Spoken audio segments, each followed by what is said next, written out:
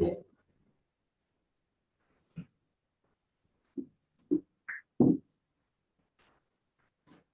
selamat malam Bapak Ibu Romo.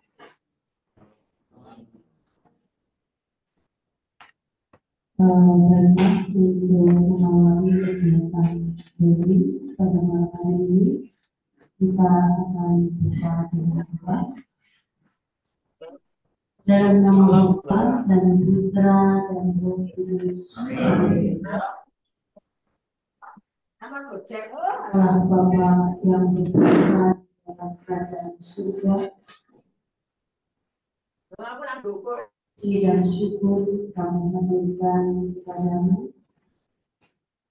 atas rahmat, berkat, karunia-karunia yang telah Engkau berikan kepada kami, terutama karunia kesehatan, sehingga pada malam hari ini kembali kami bisa mengikuti kegiatan ini. Allah Bapa yang Maha Baik, kami ingin semakin mendalami, kami ingin semakin mencintai tentang ajaran-ajaran gereja, terutama para kudus, para malaikat kami. Kami ingin semakin mengenal ajaranmu melalui materi yang akan dibawakan oleh gembala kami, Romo Yohanes Rudi Ananda. Kuduslah Kudusmu di dalam kegiatan kami, terutama untuk malam hari ini, sehingga dengan demikian apa yang akan kami lakukan, apa yang akan kami perbuat, terutama pada malam hari ini, kami dapat semakin mencintai dan ajaran-ajaran gereja. Allah Bapa yang Maha Baik, sebentar lagi kami akan mendengarkan tentang ajaran-Mu. Sudilah kiranya Bapa selalu menyertai, sehingga dengan demikian kegiatan kami yang kami lakukan pada malam hari ini semata-mata untuk memuji dan memuliakan nama-Mu. Bunda Maria, Bunda Tuhan Yesus, Bunda Gereja, Bunda para pendosa yang bertobat, hantarkanlah semua doa-doa kami kepada Yesus Kristus Putra. Salam Maria, penuh rahmat Tuhan sertamu, terpujilah Engkau dan terpujilah Tuhan Yesus. Santa Maria,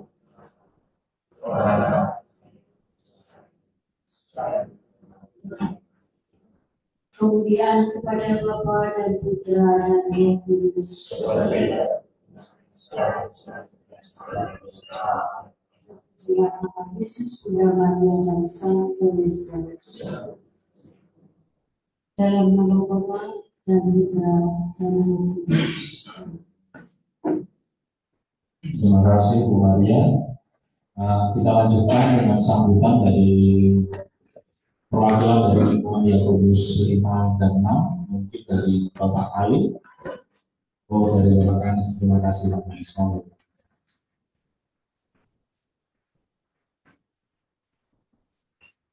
Selamat malam Romo, selamat malam Bapak Ibu, teman beriman yang terkasih di dalam Kristus. Selamat malam teman-teman yang ikut Zoom.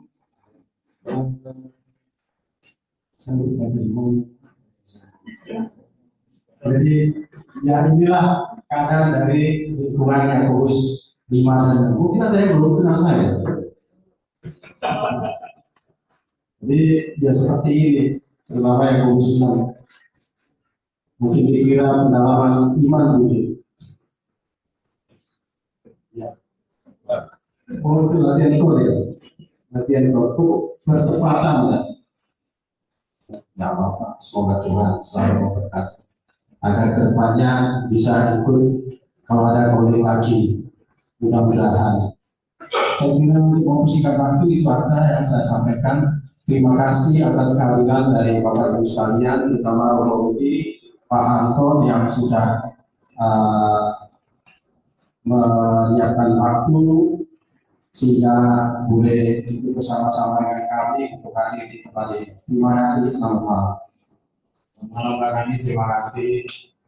Baik, Bapak Ibu, kita langsung lanjut ke acara utama. Kami persilakan untuk Romo Budi.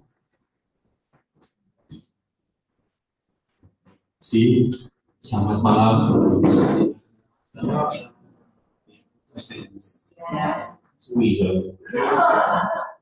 Ya,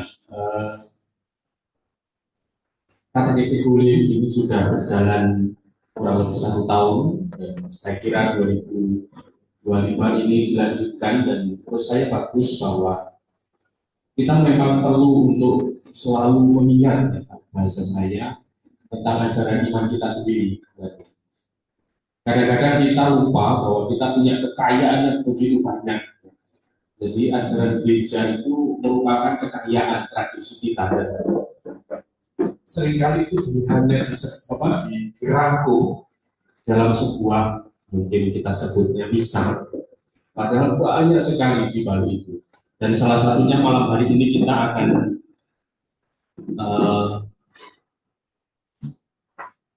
mengulik dan mungkin juga mengenal kembali, mengingat kembali tentang para kudus dan malaikat dalam ajaran gereja. Dan kalau kita bicara tentang 2 pokok bahasan ini, yaitu para kudus dan malaikat, ini kan sesuatu yang tidak mudah kita jangkau ya.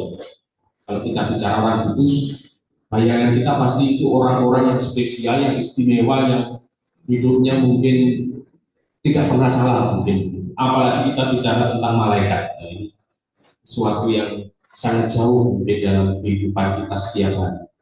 Tetapi bisa jadi malah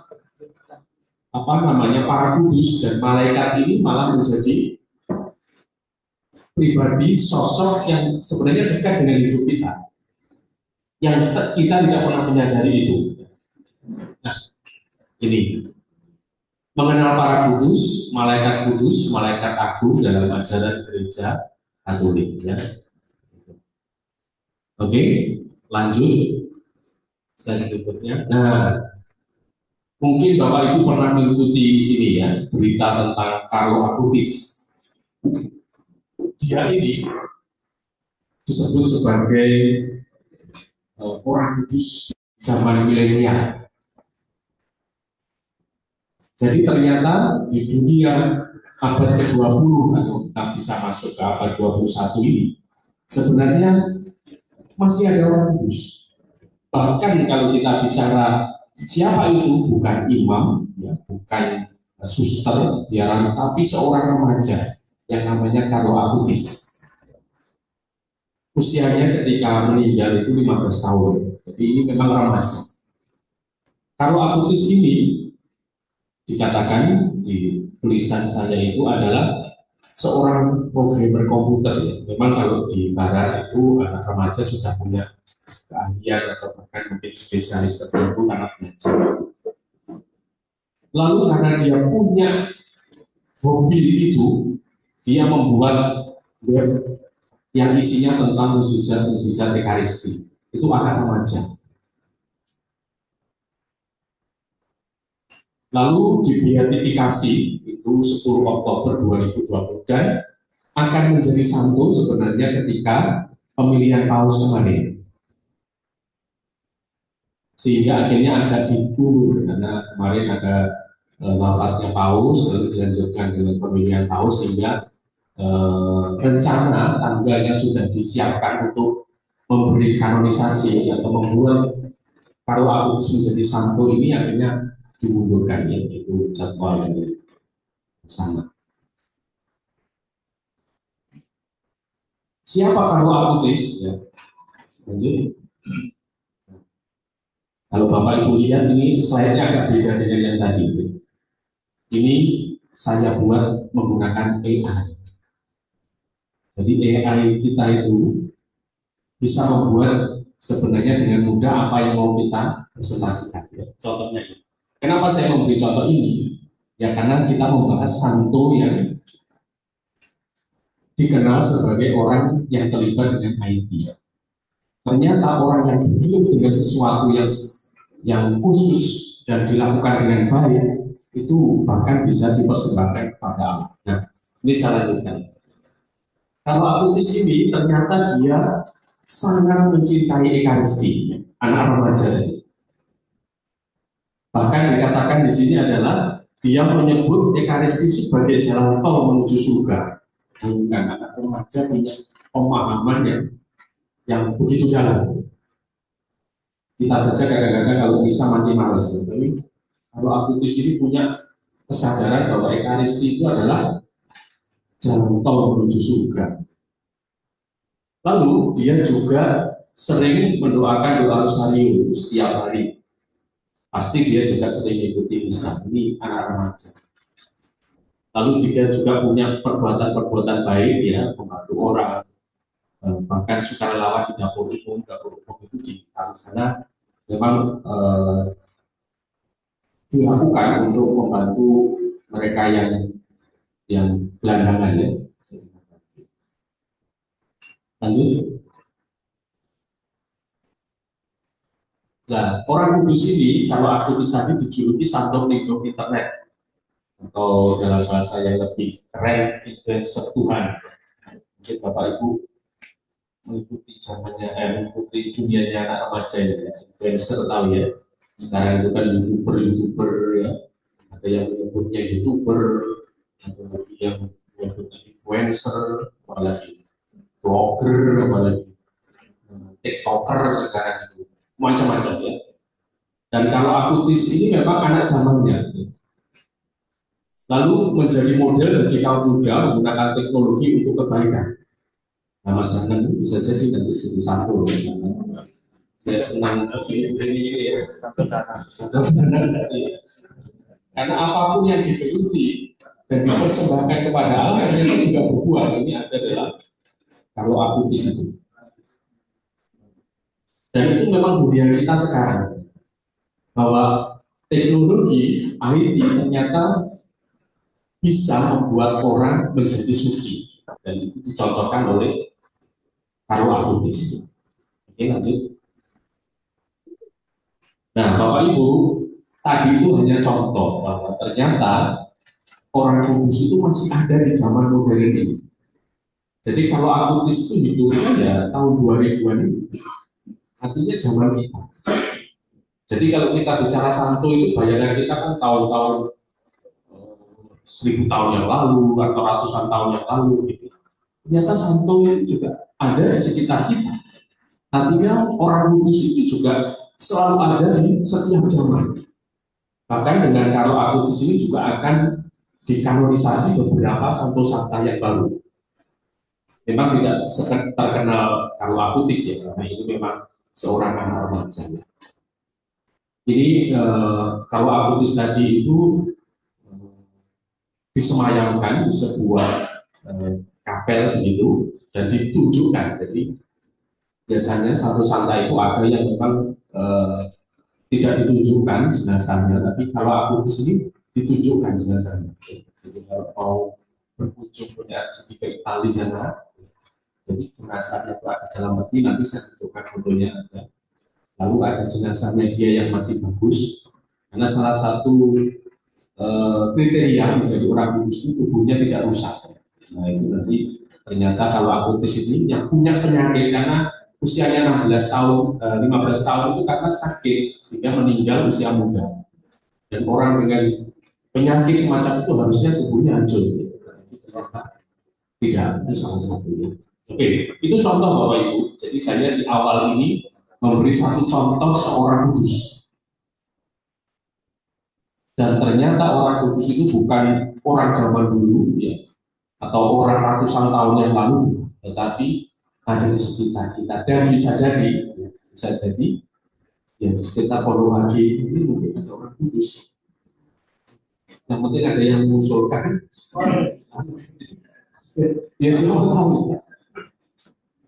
Ada yang meninggal, orangnya dari dulu kok baik sekali ya. Mengusulkan dari usul ya, berikan dan seterusnya nanti sampai pada Vatikan ya. Itu diusulkan. Jadi orang kudus, makanya kita merayakan hari orang kudus tanggal berapa? Semua orang kudus perayaannya. Kalau peringatan Arafah tanggal berapa? Sebelum itu. Nah, 1 November kita memperingati semua orang kudus. Kenapa kok ada peringatan semua orang kudus? Karena tidak semua orang kudus diusulkan sehingga tahu namanya. Seperti kalau aku selalu santo ini, santa ini dan seterusnya.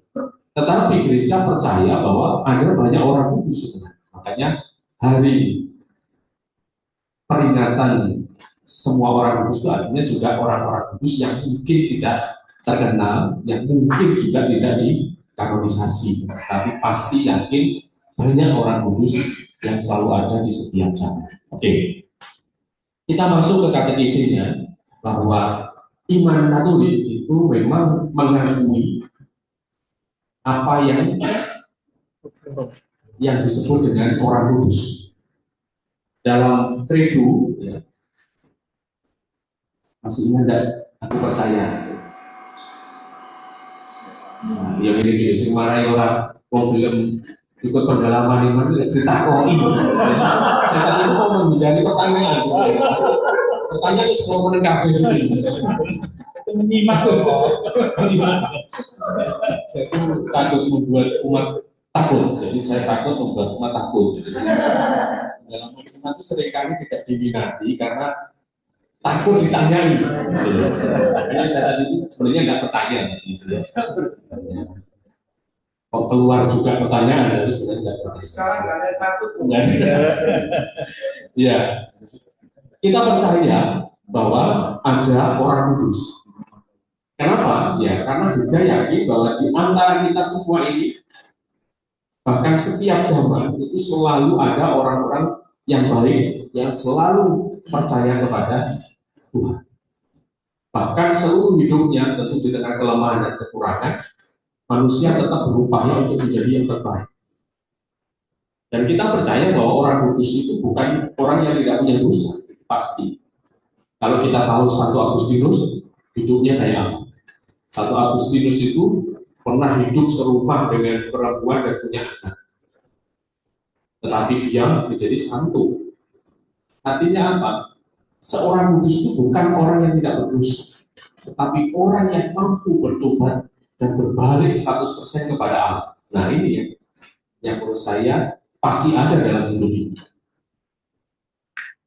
Pasti ada manusia-manusia yang seperti itu. Maka tidak ada menurut saya orang kudus yang tidak berdosa, kecuali Maria. Makanya Maria itu memang tidak pernah berdosa. Tetapi kita yakin bahwa orang kudus yang ada di sekitar kita dan ada dalam gereja ini adalah orang-orang yang memiliki cara tobat yang terbaik. Nah, kalau dalam credo itu aku percaya maksudnya, kita mengenal persekutuan para kudus. Gereja Katolik mengimani adanya persekutuan para kudus sebagaimana tertuang dalam doa itu Syahadat para Rasul, aku percaya, yakni persekutuan dalam kebahagiaan abadi orang-orang yang telah ditebus dan diselamatkan. Orang Katolik mohon perlindungan dirinya di bawah orang kudus itu. Makanya kita kalau dibaptis pakai nama orang kudus. Dulu juga ada yang bertanya, kamu apakah boleh kalau tidak dari orang kudus? Sebenarnya tidak masalah. Tetapi baptis itu menjadikan kita warga kerajaan Allah. Dan siapa warga kerajaan Allah? Yang jelas, ya pasti orang kudus. Dan kita dibaptis, dimasukkan dalam kerajaan Allah, tapi kita belum punya nama yang masuk dalam warga sana. Ya, tentu agak aneh. Makanya baptis diminta mengambil nama orang kudus supaya selain kita yang masih di dunia ini, ada nama itu yang sudah menjadi warga kerajaan Allah. Kurang lebih demikian. maka kita diminta untuk memakai nama orang kudus dalam baptisan kita. Orang kudus menjadi inspirasi dan teladan supaya pada akhirnya boleh bersatu dalam kehidupan kekal. Ya. Lanjut. KGK itu ya, KGK itu Katekismus Gereja Katolik. Lalu kita juga punya pemahaman tentang orang kudus ini dalam pemahaman gereja. Gereja Katolik atau kita menyebutnya dengan gereja umat Allah ini punya 3 kelompok. Kita menyebutnya sebagai umat yang bersiaran atau gereja yang bersiaran. Yang kedua adalah umat yang dimurnikan, yaitu umat yang masih dalam api penyucian. Dan yang ketiga adalah gereja mulia atau umat yang mulia atau gereja yang sudah mulia, yaitu orang-orang kudus. Maka yang kita sebut umat gereja atau gereja itu sendiri, itu ada 3 kelompok umat. Jadi gereja Katolik itu tidak hanya orang yang ngumpul di gereja itu, tetapi orang yang juga kita doakan, biasanya arwahnya, juga orang-orang kudus yang sudah ada di surga itu menjadi satu gereja dengan kita. Nah, maka persekutuan umat Allah ini terdiri dari orang yang masih hidup di dunia, orang yang masih dimurnikan, karena kita percaya semua orang itu akan masuk surga. Jadi dia harus bertanggung jawab terhadap dosanya itu, maka dia dimurnikan itu. Dan orang yang memang sudah bahagia di surga. Nah, 3 umat inilah yang disebut sebagai umat Allah, atau kita menyebutnya dengan gereja. KGK itu ya, singkatan KGK itu namanya Katekismus Gereja Katolik. Jadi selain kitab suci, kita punya satu buku namanya Katekismus Gereja Katolik yang isinya adalah ajaran resmi gereja. Jadi kalau Bapak Ibu bosan baca kitab suci, baca Katekismus Gereja Katolik tanpa males. Karena Katekismus itu bahasa teologi ya, jadi panjang banget gitu.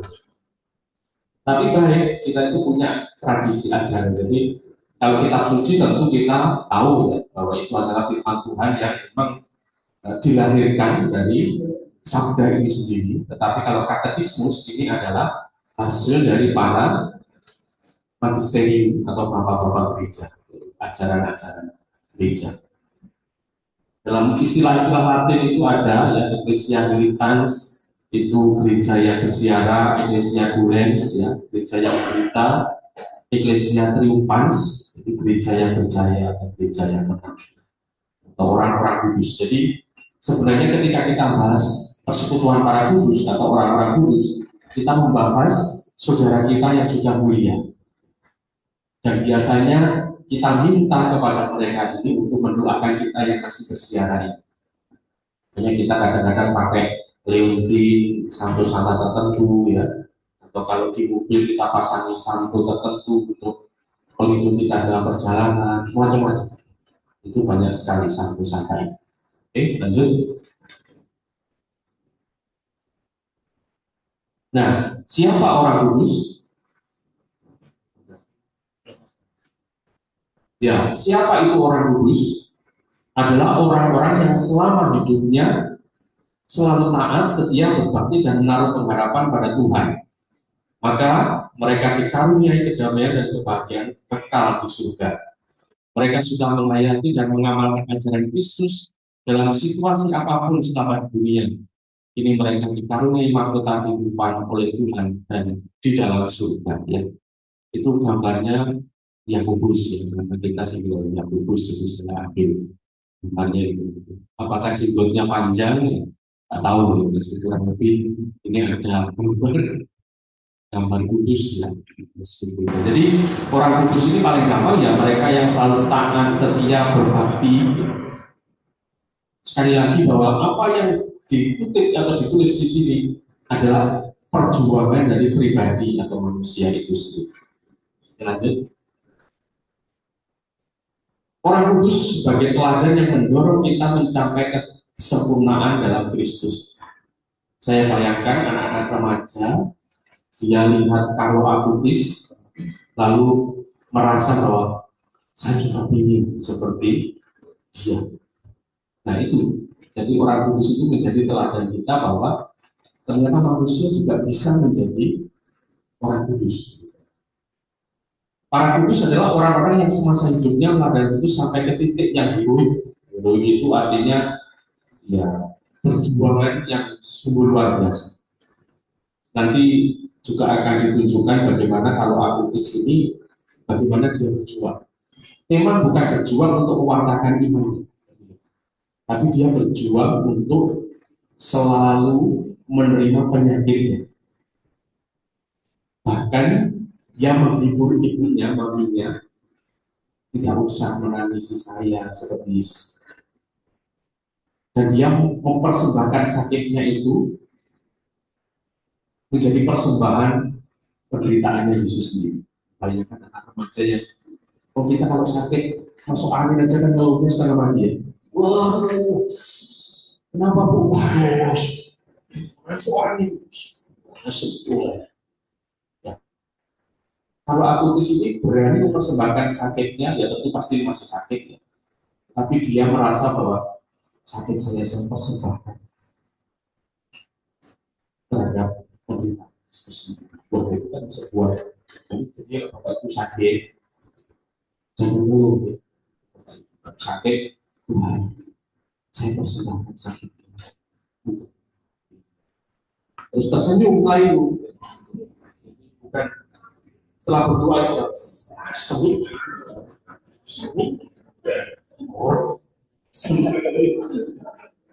dan itu tidak mudah. Saya menyadari dan saya juga merasakan benar ya. Jadi orang sakit yang bisa menerima sakit itu sesuatu yang luar biasa, tidak gampang. Mungkin kita yang tidak sakit mungkin gampang ya untuk nggak usah menurut bantu mungkin gampang kita. Kalau kita sendiri sakit, waduh. Kita langsung sering masuk angin aja, kita sudah merasa tuh. Saya juga sudah kipas itu, kalau masuk ruangan ada beberapa kali, ternyata kipas angin membuat saya tidak fit. Jika masuk ruangan masih boleh, kipas kan? Sehat. Ya kan, saya masih usia segini aja sudah kipas tadi. Sambil navigator.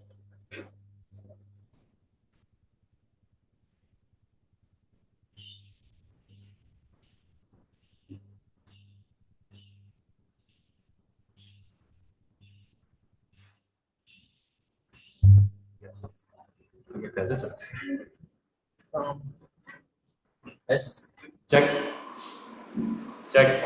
Iya. Ya. Apalagi ya Bapak Ibu yang usianya pasti lebih di atas saya. Ya. Artinya memang tidak mudah ya, melawan semacam ini. Tapi bagaimana orang-orang kudus ini sungguh-sungguh punya orang-orang kudus ini memang punya perjuangan semacam itu. Punya perjuangan semacam itu. Ini yang luar biasa ya.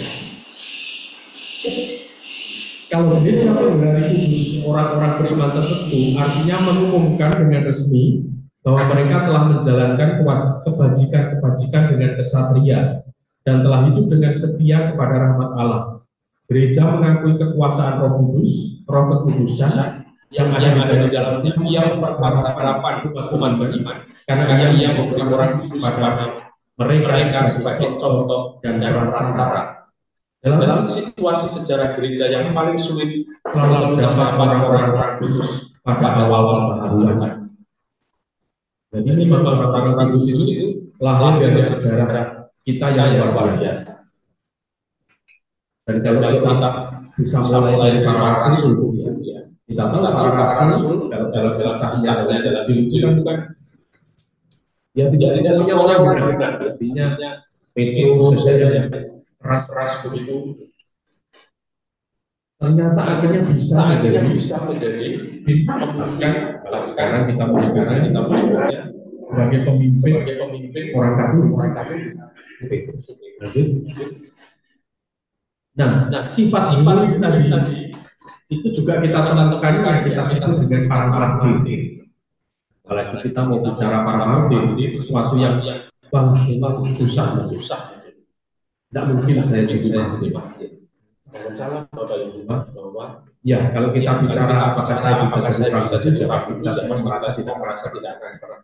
Martir apalagi sesuatu yang sangat luar biasa dalam membela iman. Tetapi ternyata orang-orang ini juga anak-anak Jabar.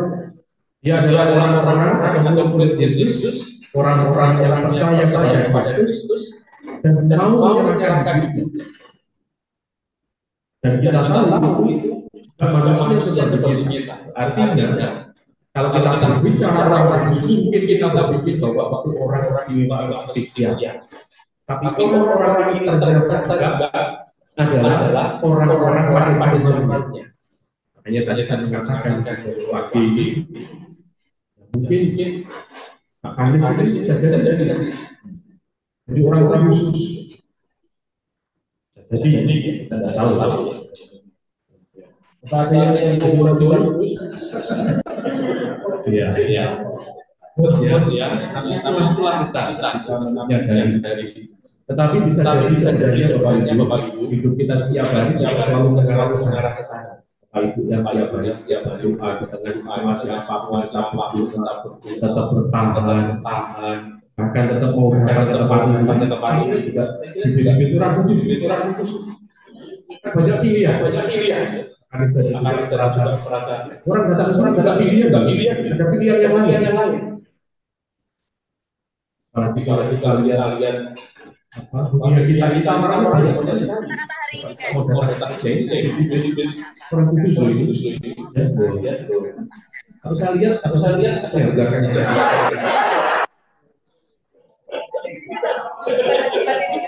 Namanya lanjut. Lalu bagaimana orang bisa digelari sebagai gelar santo atau santai itu? Tadi kita sudah memahami siapa itu orang kudus. Lalu yang berikutnya itu bagaimana orang bisa digelari santo atau santai ini? Memang dalam ajaran kita itu tidak mudah orang bisa dikatakan orang kudus. Pasti muncul ya setelah meninggal. Buktikan dengan argumen-argumen, artinya analisis, juga mujizat. Jadi orang kalau sudah digelari santo itu artinya sudah terjadi mujizat atas nama dia. Nanti kita lihat seperti apa itu prosesnya.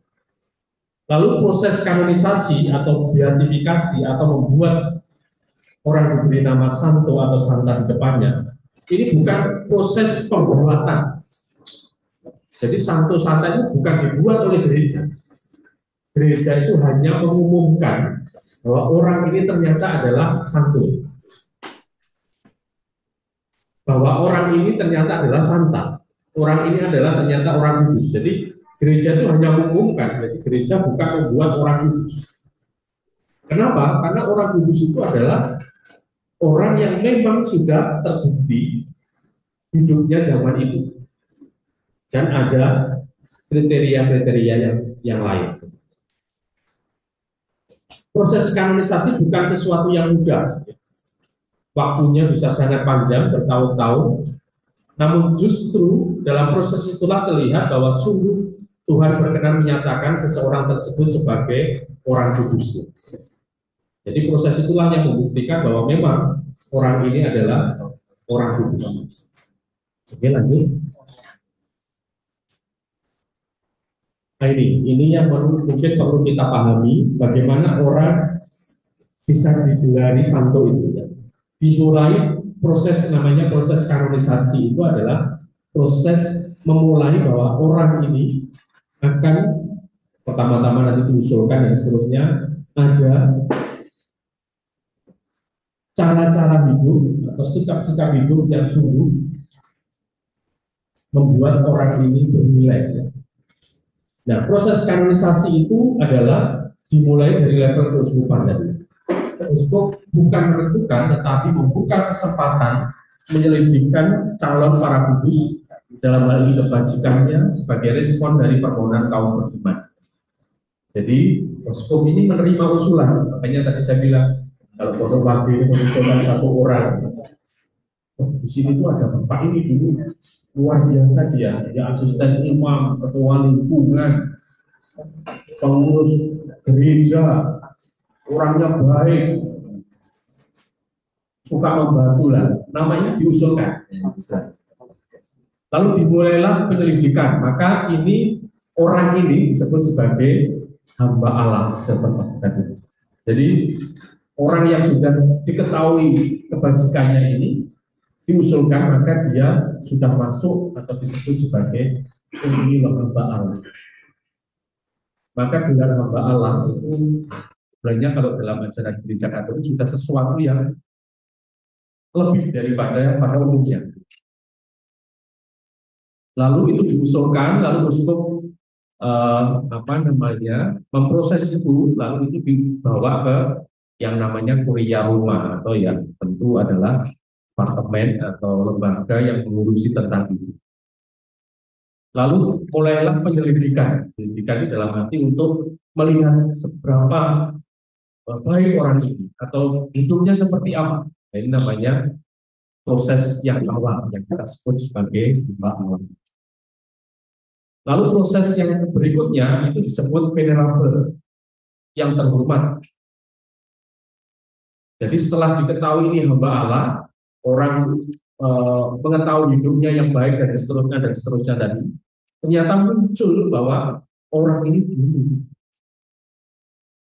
pernah membela gereja ini, bahkan sampai pernah dianiaya misalkan. Nah, inilah ditemukan cerita-cerita tentang itu. Maka di sini disebutkan pembela kebajikan, keadilan, keberanian dan pengendalian diri hingga sampai pada tingkat yang heroik. Jadi kebaikannya bukan kebaikan yang umum lagi. Bahkan saya tahu betul di Keuskupan Surabaya ada orang-orang yang memberikan tanahnya untuk gereja. Bayangkan, kalau kita itu tanah 1 meter aja setengah mati kita mempertahankan. Tapi ada orang-orang di daerah itu memberikan tanahnya, silakan ini dibangun gereja, tidak usah dibeli. Ada. Dan itu kan tidak hanya ke orangnya ini, pasti ke anaknya, ke cucunya. Makanya akhirnya ada gereja stasi yang ditarik lagi sama cucunya, karena dulu si banyak yang memberi, ternyata cucunya yang dari lagi ambil lagi. Tapi ada orang-orang yang sampai merelakan harta bendanya untuk gereja. Artinya apa? Artinya memang benar kebaikan yang heroik tetap ada di tengah-tengah kita.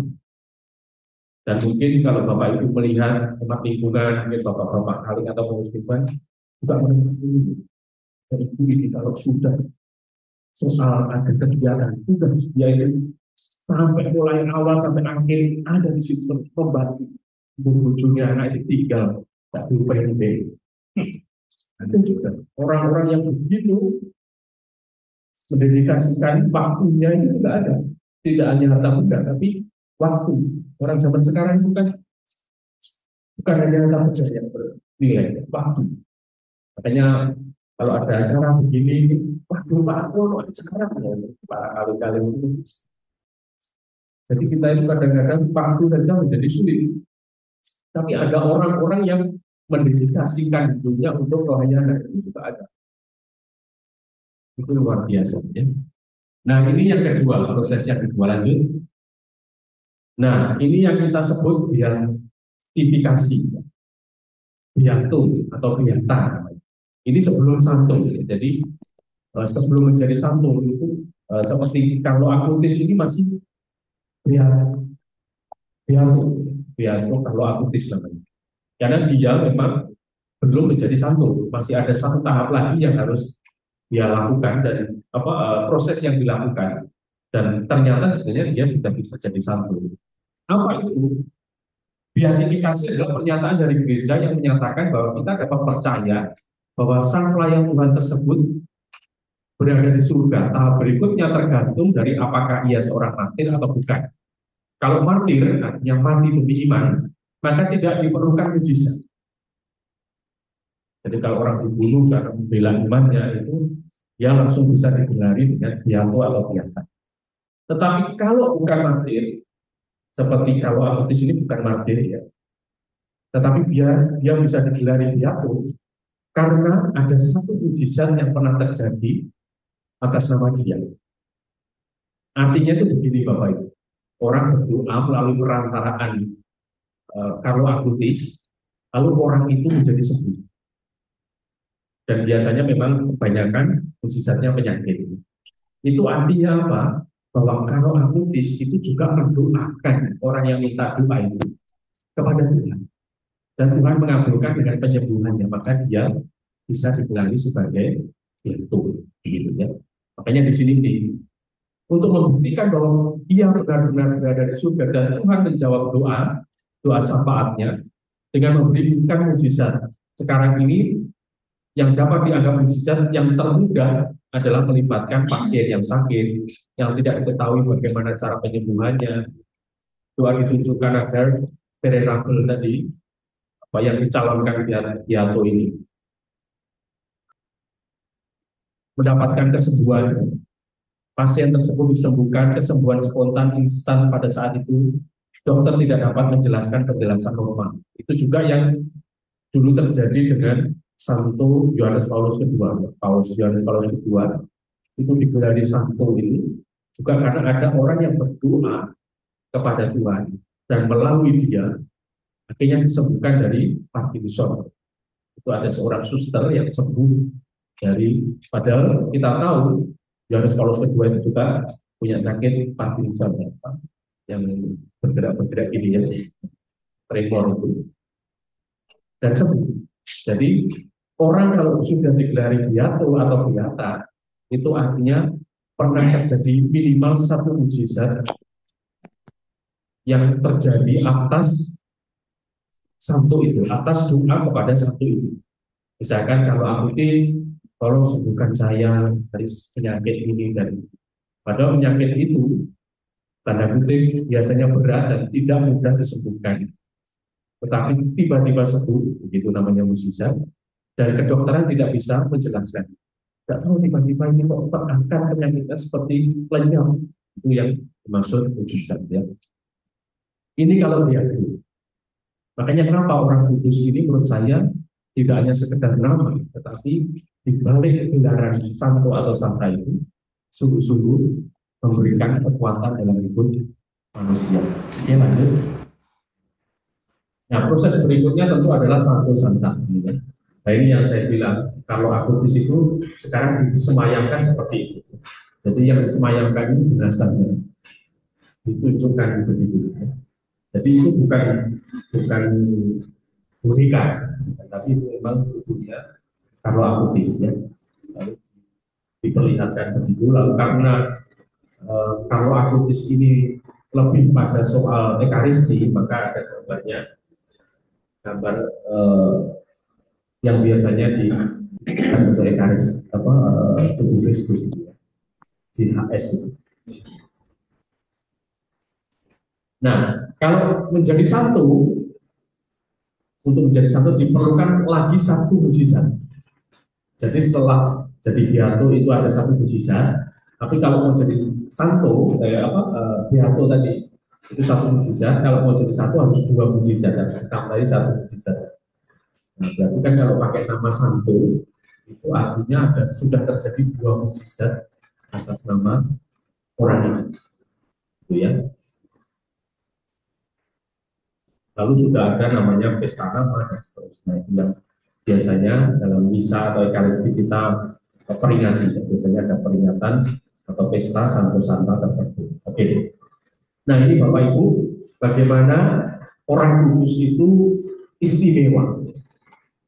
Memang kalau kita bicara sampai di sini, wah ini siapa sih orang kudus ini? Tapi gereja ternyata punya proses yang begitu luar biasa. Tetapi ini bukan mau menunjukkan keistimewaannya orang kudus saja, Tetapi ajaran ini mau mengatakan kepada kita bahwa kita yang masih hidup ini, kita yang masih berjuang di dunia ini, juga memiliki kesempatan yang sama. Artinya, memang gereja itu adalah umat yang berziarah tadi, umat yang memang sedang dimurnikan, dan umat yang kudus tadi. Artinya itulah kita semua. Maka kita pun juga punya kesempatan untuk sampai di sana. Maka penjelasan proses kanerisasi ini hanya supaya Bapak Ibu tahu bahwa gelar santo atau santa ini tidak hanya karena keinginan paus. Wah, saya kenal ini dulu konco ngopi saya tak datangnya santo aja. Bukan itu maksudnya. Jadi gereja tidak punya pemenang dalam arti itu. Tetapi gereja hanya mengumumkan bahwa melalui orang ini dan hidup orang ini sungguh-sungguh adalah hamba Allah, sungguh-sungguh adalah murid Tuhan, sungguh-sungguh adalah orang kudus. Itu maksudnya. Oke, ya. Itu ya. Jadi memang ini satu zaman ini, maka kalau Bapak Ibu melihat Santa Katarina itu juga disemayamkan. Tapi pada waktu itu kan zamannya masih zaman mungkin abad ke-19 atau 18, sehingga peti matinya ya peti mati yang sangat ya sangat bahasa saya mungkin ya menakutkan, karena ini bentuknya peti. Tapi kalau aku di sini petinya dibuat melayang, lalu gambar-gambarnya itu kan kayak kalau Bapak Ibu lihat film-film zaman-zaman modern itu kan ada kotak-kotak yang gambarannya. Jadi ini petinya juga digambarkan sebagai teknologi, gitu kurang lebih. Jadi akan menjadi santo nanti, saya kira sebentar lagi pasti ada gelaran santo untuk kalau akutis ya, karena Paus Leo juga sudah terpilih, maka pasti akan dilanjutkan untuk santo-santo. Dan ini juga ini santo yang ya sangat dekat dengan kita. Waktu penggelaran Beatu, kalau aku di sini kan ada misa di Saint Peter ya, atau Santo Petrus ya. Lalu ya banyak orang, ternyata orang kudus itu dekat dengan kita. Orang kudus itu bukan orang zaman dulu yang tidak kita tahu sama sekali. Karena orang kudus juga ada yang pernah hidup dengan kita, karena mama papanya juga masih hidup. Jadi ketika ini dari Beatu begitu ya, mama papanya sendiri yang merasa setelah dia merenungkan itu ternyata anaknya ini yang selalu mengajak dia untuk pergi misa. Makanya kan saya selalu mengatakan dalam khotbah, mungkin anak bapak ini yang ayo coba, Bu. Dan ternyata itu juga terjadi dalam keluarganya kalau aku jadi ibunya juga merasa bahwa saya dulu yang selalu mendekatkan saya kepada Tuhan. Ini bisa jadi orang-orang baik di keluarga Bapak Ibu sekalian. Makanya kan kita kalau sudah ada apa atau kakek nenek kita yang sudah meninggal, dan dia dulu hidupnya sungguh luar biasa untuk keluarga, ya, doa juga kepada Bapak Ibu itu, atau saudara kita itu, nenek kakek kita itu. Siapa tahu dia juga orang kudus, sehingga doa kita disambungkan sama kakek nenek kita kepada Tuhan. Dan kalau nyambungnya sudah di surga kan lebih dekat ya dengan Tuhan. Nanti siapa tahu ketemu, ini aku butuh ini jalur tolong orang dalam. Kalau sama-sama di kerajaan surga berarti kan orang dalam. Nah itu maksudnya. Jadi orang kudus itu mungkin ketemu Tuhannya juga begitu. Nah, makanya kita doa itu mungkin lebih gampang begitu ya, ke orang-orang kudus ini. Nanti ketemu ya, karena orang dalam kan lebih cepat biasanya ya. Daripada kita betul-betul ragu-ragu orang dalam lebih cepat. Oke, lanjut.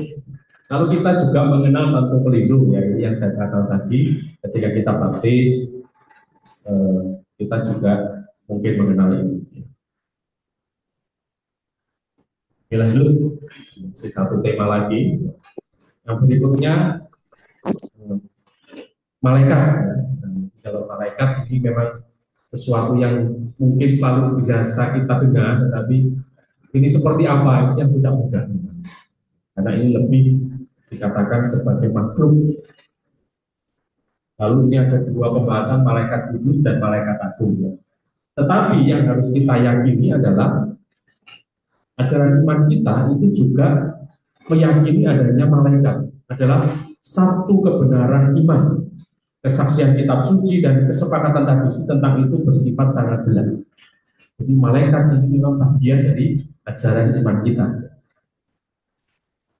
Disebut makhluk rohani tanpa badan, yang oleh kitab suci biasanya dinamakan malaikat. Ada juga yang mengatakan bahwa malaikatnya kayak manusia, dan nanti kalau malaikatnya kayak anjing lari. Makanya untuk menjumpai manusia, ya malaikatnya seperti manusia, gitu ya. Ada yang bilang begitu.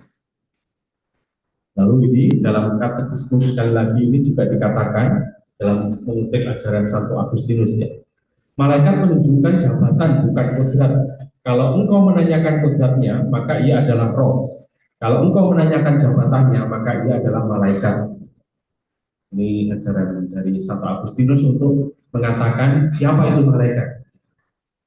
Kalau kita sebut roh, makanya roh itu bisa berwujud apa saja.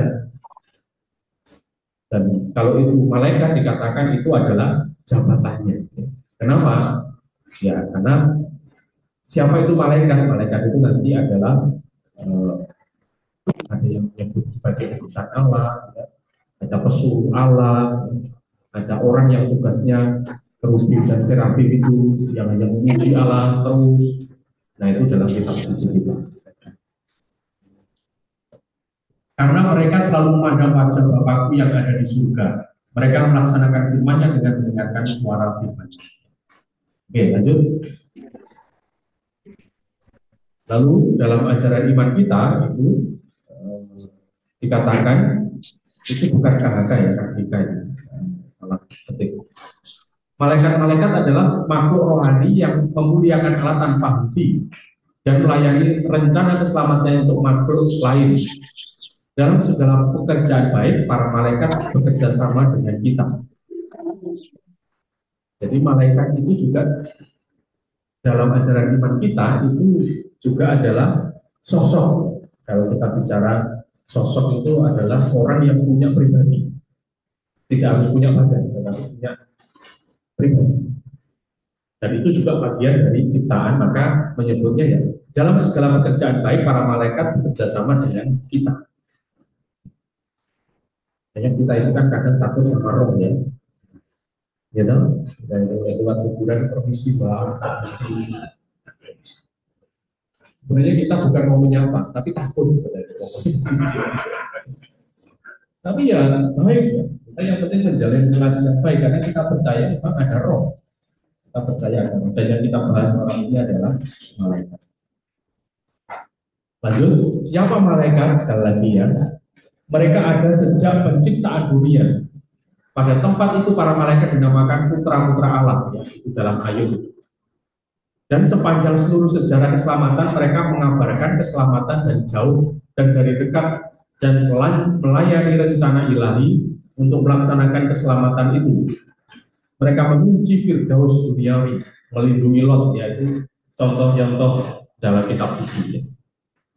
Meluputkan Hagar dan anaknya dalam Kejadian, menghalangi tangan Abraham ya, dalam Kejadian. Ini saya kutip dari Katolisitas. Menyampaikan hukum kepada bangsa Israel, ya, itu dalam Kisah Para Rasul. Menghantar bangsa Allah, ya, mewartakan kelahiran dan panggilan, membantu para nabi. Sekedar untuk menyebut beberapa contoh. Jadi di atas itu adalah contoh-contoh bagaimana malaikat itu berperan ya, dalam kitab suci. Akhirnya malaikat Gabriel menampakkan diri untuk menyampaikan kelahiran perintis dan kelahiran Yesus sendiri. Lalu kalau kita lihat dalam film-film, itu kalau Santo Gabriel, malaikat Gabriel itu tidak bersayap. Tapi kita selalu menggambarkan malaikat itu bersayap. Lalu kalau kita nonton film lagi, sekali lagi film ya ini referensinya, malaikat-malaikat ini kalau dia mau terbang baru keluar sayapnya. yang malaikat Mikael itu, dia dimarahi Tuhan. Ya. Kalau Tuhan dihukum, itu film ya, itu bukan ajaran gereja. Dalam film dia karena nakal, melakukan sesuatu, melanggar sesuatu, dia diturunkan di bumi jadi manusia. Dia harus melakukan ini itu untuk menebus kesalahannya, lalu dia jadi manusia. Tapi suatu ketika sudah melunasi hukumannya, keluar lagi sayapnya, seperti lagi. Ya. Film itu ya, film ya. Mau mengajarkan kecelakaan. Ya. Jadi kalau yang paling gampang memang Gabriel ya, yang biasa kita dengar karena kalau Natal itu pasti muncul ya. Lalu malaikat dalam gereja, ini kita lanjut.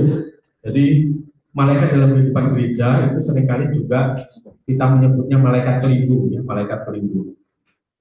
Sejak anak-anak sampai pada kematiannya, malaikat-malaikat mengelilingi kehidupan manusia dengan perlindungan dan doa permohonan.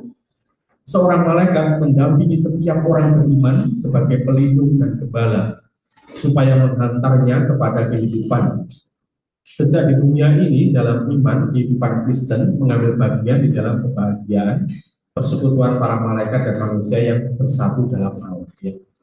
Jadi sebenarnya kalau dalam pemahaman ajaran gereja ini dan juga berdasarkan kitab suci, sebenarnya kita semua ini punya malaikat.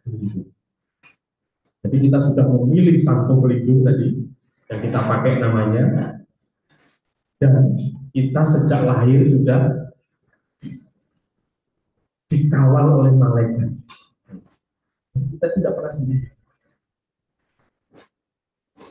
Kok masih takut? Nah, pertanyaannya gitu. Karena kita merasa sendiri, tapi kita tidak pernah sendiri. Jadi Bapak Ibu, kalau kesepian, bingung, terus mendengar kalau ngobrol sama malaikatnya tadi. Nah, ya apa sih? Pengelangnya itu ya apa? Ini apa? Sekabel. Ya cek ngomong. Siapa tahu dia itu, ya jawab malah lain.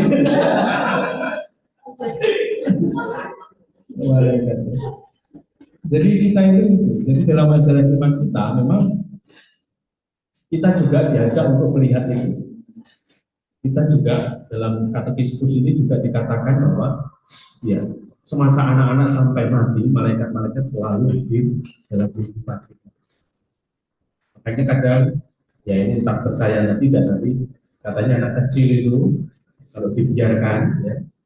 Lalu kan kalau ada pemahaman orang Jawa itu dikeliling ini apa? Kampungnya. Ini itu memang bahasa budaya kita. Tapi ajaran iman kita itu juga mengajarkan ada malaikat yang ada bersama dia. Kenapa anak-anak kecil bisa? Ya karena dia dunianya kita tidak bisa menangkap semua seperti orang dewasa. Jadi dia bisa lebih menangkap anak-anak itu. Memang mata mungkin ya. Semua sensor fisik ini mungkin belum optimal. Tetapi namanya anak itu lebih peka dengan gelombang. Kalau dalam bahasa apa namanya psikologi apa kesehatan. Jadi anak itu makanya kalau ibunya sedih, makanya orang hamil itu kan tidak boleh sedih sama apa ibunya, karena dia itu mentransfer gelombang yang membuat janin juga tidak berkembang dengan baik karena ibunya sedih. Makanya orang yang hamil itu diminta untuk selalu senang. Makanya kita itu punya kalau orang hamil itu apa yang pengen itu, tidak. Itu budaya kita ngomongnya begitu ya, soal ngidam itu harus begitu. Sebenarnya itu supaya sang ibu senang. Intinya cuma itu. Jadi bener apa enggak usah dipikir Pak. Itu jujur tidak penting, pokoknya dia senang. Tapi budaya kita itu memang menurut saya untuk ya namanya kalau yang kalah-kalah mau itu lah itu tambah sorong kalau siap kita tahu dilaksanakan. Tapi kalau sudah masuk dalam budaya, boleh tidak mau turuti, bilang loh ya nanti ini dan seterusnya itu kan jadi budaya. Lalu bapak ibu barang belum gitu. Seperti kawan-kawan itu soalnya lekat anakku ngiler. Tapi intinya itu menurut saya ya, supaya sang ibu ini senang gembira. Karena disitulah makanya anak-anak ini lebih peka dengan ibu. Makanya kalau sudah punya anak balita di rumah, gitu, kalau relasi suami istri tidak baik itu juga anaknya rewel, seolah-olah kayak sakit, tapi ketika dibawa ke dokter juga nggak sakit, nggak apa-apa. Ada anaknya yang mungkin merasa tidak nyaman. Anak itu kan hanya soal merasa nyaman atau tidak. Nah, ini malah konseling. Oke, itu soal malaikat pelindung. Jadi kita juga percaya bahwa ajaran iman kita mengajari kita bahwa dalam hidup kita juga ada malaikat pelindung. Lanjut, terakhir ya, malaikat agung. Kita mengenal katanya ada 7 malaikat atau 8 malaikat agung. Tapi gereja mengajarkan hanya ada 3 malaikat agung. Malaikat Mikael, ya, Rafael ya. Atau yang dirayakan tanggal berapa? Itu loh saya tulis saja.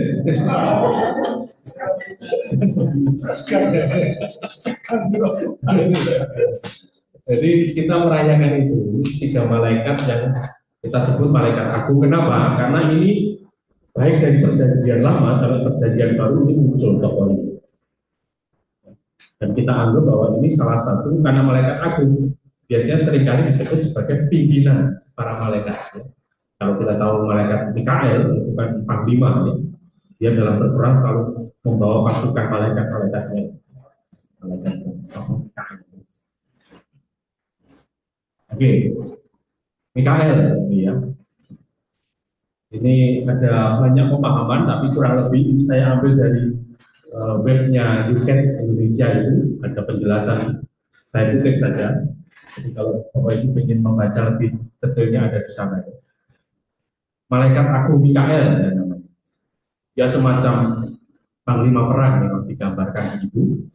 Lalu artinya itu siapa yang seperti Tuhan. Jadi namanya ini memang sebagai bentuk simbol kekuatan Tuhan sendiri. Lalu yang dituliskan di bawahnya itu keterangan penglihatan dalam kitab Daniel itu semua kita bisa merunut dalam kitab-kitab suci tentang malaikat ini.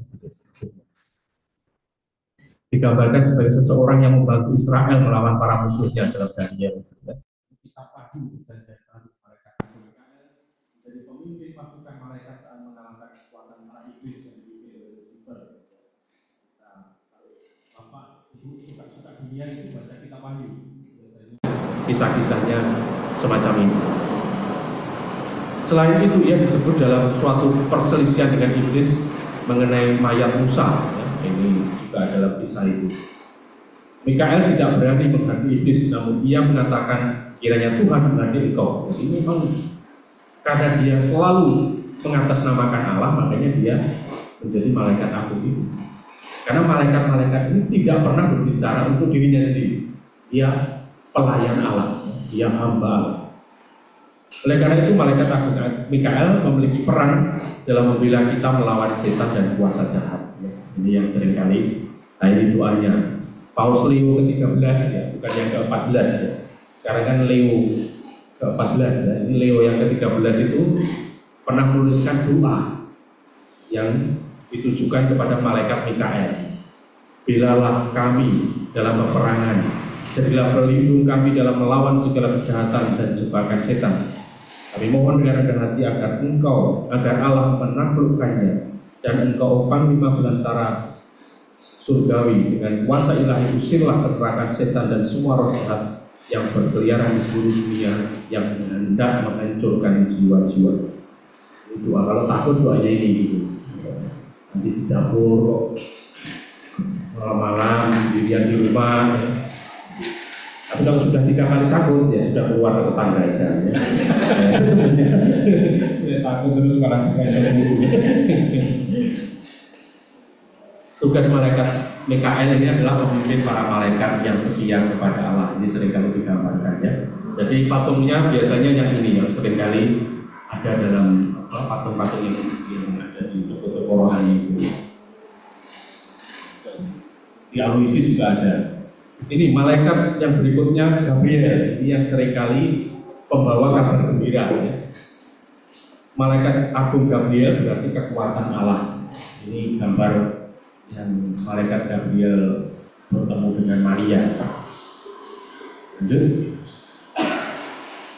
Pewarta kabar utusan Tuhan untuk membawa kabar sukacita. Malaikat ini adalah malaikat yang datang kepada Bunda Maria, ya kita tahu kisahnya itu ya. Juga dapat kita saksikan ketika Zakaria mewarta akan lahirnya Santo Yohanes Pembaptis dari istri Zakaria itu juga ya, Elisabeth itu. Kepada malaikat Agung Gabriel kita dapat memohon bantuan agar diberikan untuk menjadi pembawa warta sukacita Allah seperti malaikat Agung Gabriel. Saya punya kenalan itu anaknya laki-laki 3, itu namanya Mikael, Gabriel, Rafael. Jadi 3-3-nya laki-laki, pakai namanya 3-3-nya malaikat. Wah, sempurna ya, Bapak mau Islaman ini. Dan ceritanya itu, padahal kan namanya menamakannya kan masih bayi, belum tahu. Tapi ketika dia gede, itu akhirnya seperti mirip-mirip seperti malaikat itu. Yang Mikael orangnya suka berkelahi. Artinya kalau ada apa-apa temperamen tinggi. Gitu. Tapi ya itu tadi, kendel. Gitu. Dan Gabriel itu yang suka, sudah nggak usah bertengkar, nggak usah apa. Gitu. Yang Rafael itu lebih pendiam kan. Rafael nantinya ketika ini kan seorang penyembuh, malaikat yang penyembuh. Dia yang lebih banyak dia tidak banyak atraksi lah ya. Katanya sedang namanya ternyata membawa seolah-olah membawa kepribadian anak-anak saya. Syukur dari Allah. Apa itu yang anaknya masih 2 mungkin ada 1 lagi.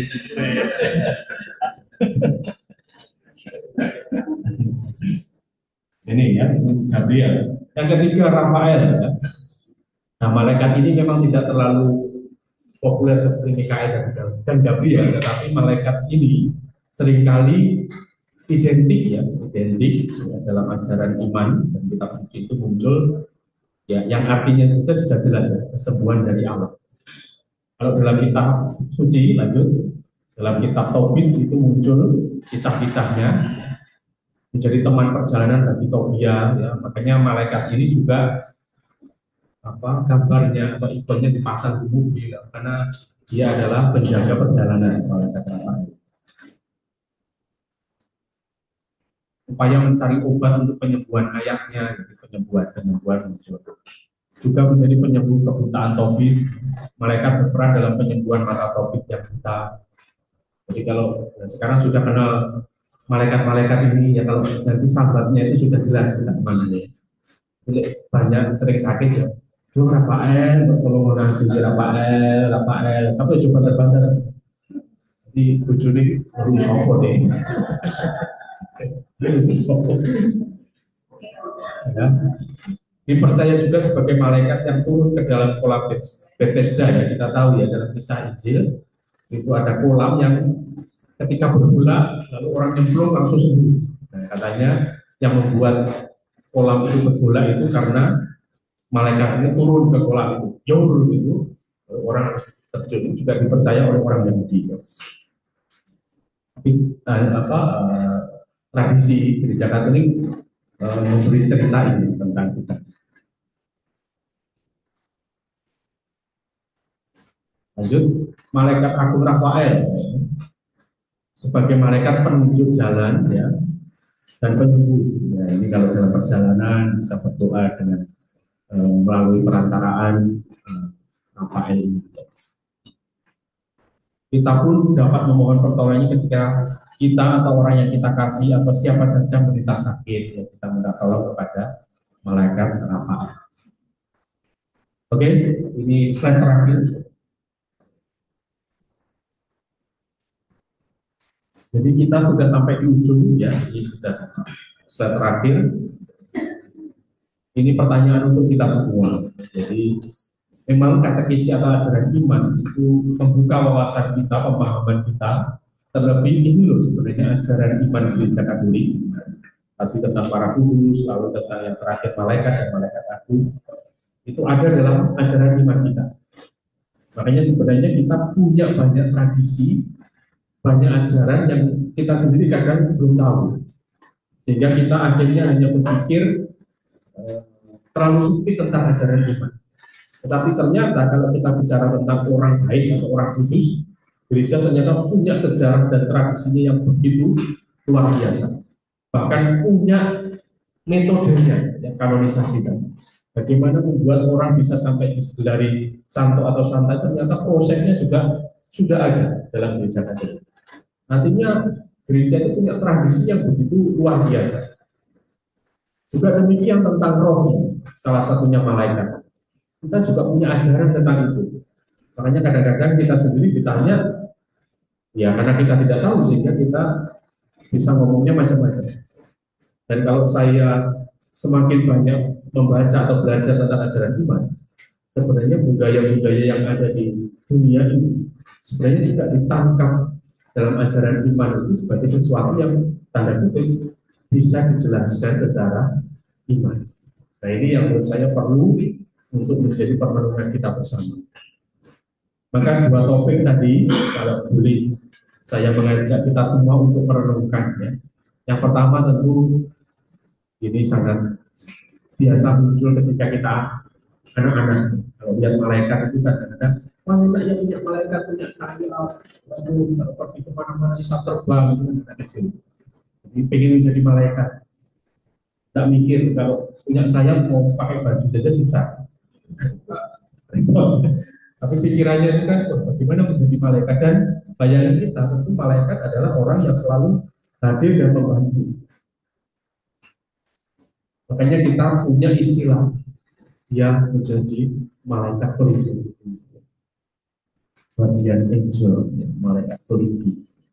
Kan kita punya istilah-istilah itu, apalagi kalau anak-anak muda, gitu ya. Dia punya orang baik yang selalu hadir untuk dia nyebut pacarnya yang guardian angel. Oh, kamu malaikat pelindung, Lucifer. Ya, tentu ini menjadi inspirasi kita bahwa malaikat-malaikat ini hadir yang selalu membantu dan menolong kita, dan itu dihadirkan dalam hidup kita sebagai umat Tuhan. Kalau kita bicara orang kudus, ya sejauh mana kita inspirasi dari para kudus. Orang kudus banyak sekali, apalagi kalau kita masuk ke kitab suci, ya. Kitab suci itu banyak tokoh-tokoh dalam perjanjian lama itu. Terus saya juga banyak yang mengajak kita untuk melihat bagaimana orang kudus itu bisa menjadi inspirasi.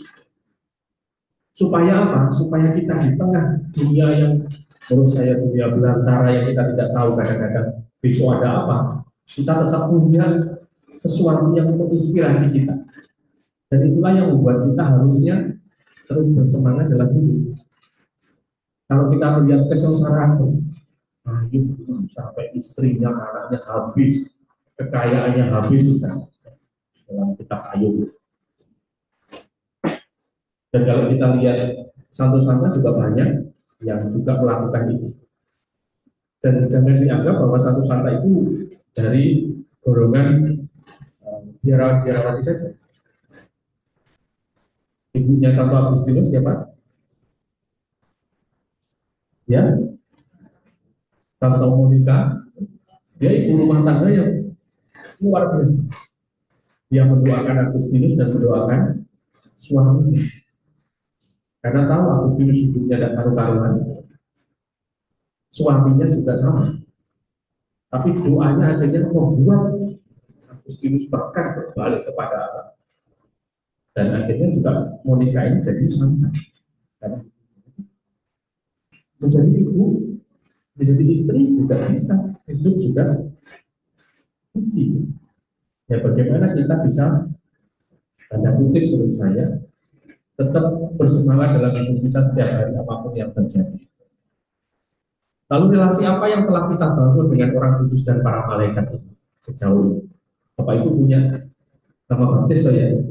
Dan sejauh mana Bapak Ibu punya relasi dengan santo-santa ini? Bapak Ibu itu sudah punya orang dalam di sana. Nah, jangan-jangan doanya jarang dititipkan. Doa dulu. Padahal kita sudah punya orang dalam bisa. Kalau tolong, saya Yohanes Pembaptis ya, saya pakai nama Yohanes tapi Yohanes Pembaptis. Ya saya kadang-kadang Yohanes, kalau tolong lah. Ya apa biaya itu, Tidak enggak. Yohanes ya, tak tolong. Orang kasih lagu. Muka-muka nanti di sana ketemu Yesus. Yesus ya kalau tolong lah, rugi. Tak bisa nih, itu ngono ya.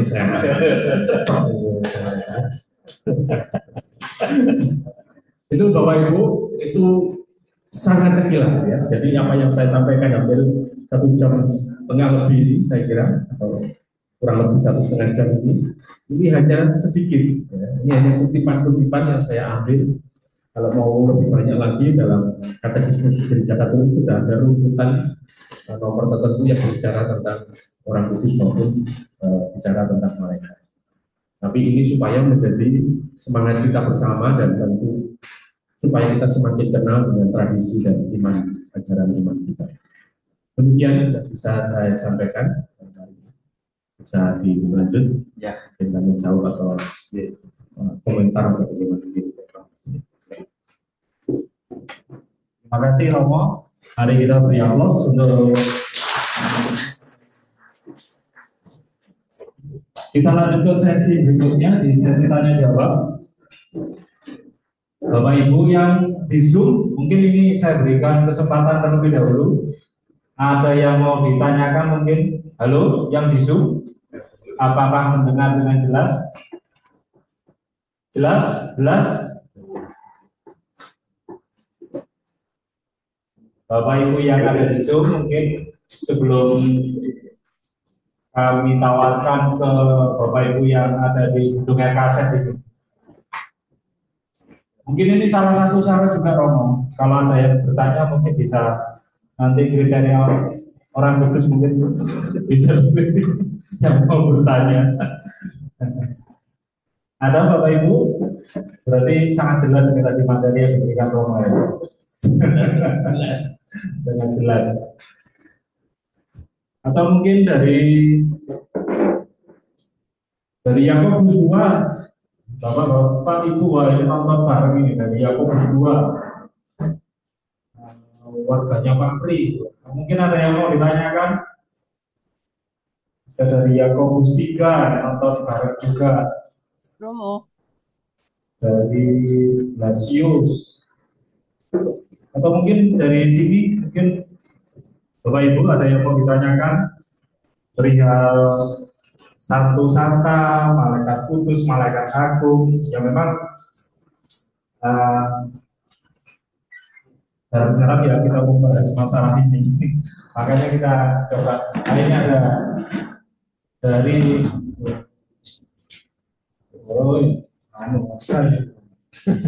dari ini ada pertanyaan. Romo berdasarkan apa satu atau santa diberi tugas tertentu? Contoh Santa Sisilia sebagai pelindung paduan suara, Santo Antonius Padua untuk barang-barang hilang dan lain-lain. Mungkin langsung aja. Ya. Biasanya pelindung apa dan seperti apa itu biasanya dari kisah hidupnya. Bisa juga muncul karena mukjizat yang terjadi. Jadi tugas tertentu itu bukan ditunjuk oleh gereja. Artinya bahwa Santo Carlo Acutis saya tunjuk sebagai santo pelindung dan apa enggak.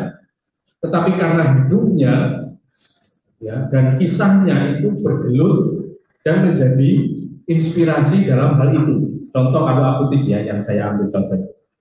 Karena dia hidupnya itu di dunia internet, bahkan dia punya web, membangun web sendiri, situs sendiri, makanya dia sering dijuluki sebagai pelindung internet. Jadi kalau kita main internet itu sudah ada santonya di sana. Jadi kurang lebih itu. Jadi lebih setahu saya itu memang lebih pada kisah hidupnya, lalu ada mukjizat-mukjizat tertentu di sana.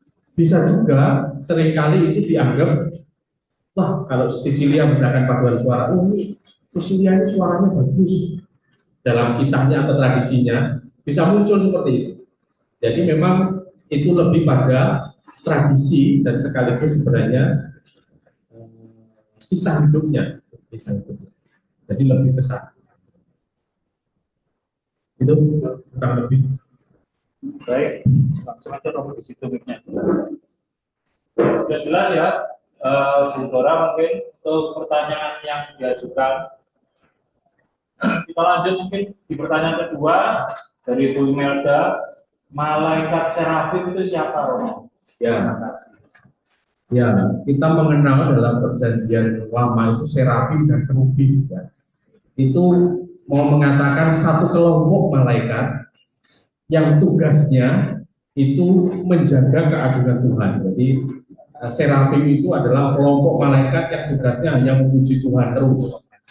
Malaikat-malaikat itu. Kalau kita bayangkan, mungkin itu kelompok Hur yang tugasnya pujian terus kepada Tuhan. Itu hanya kelompok ya.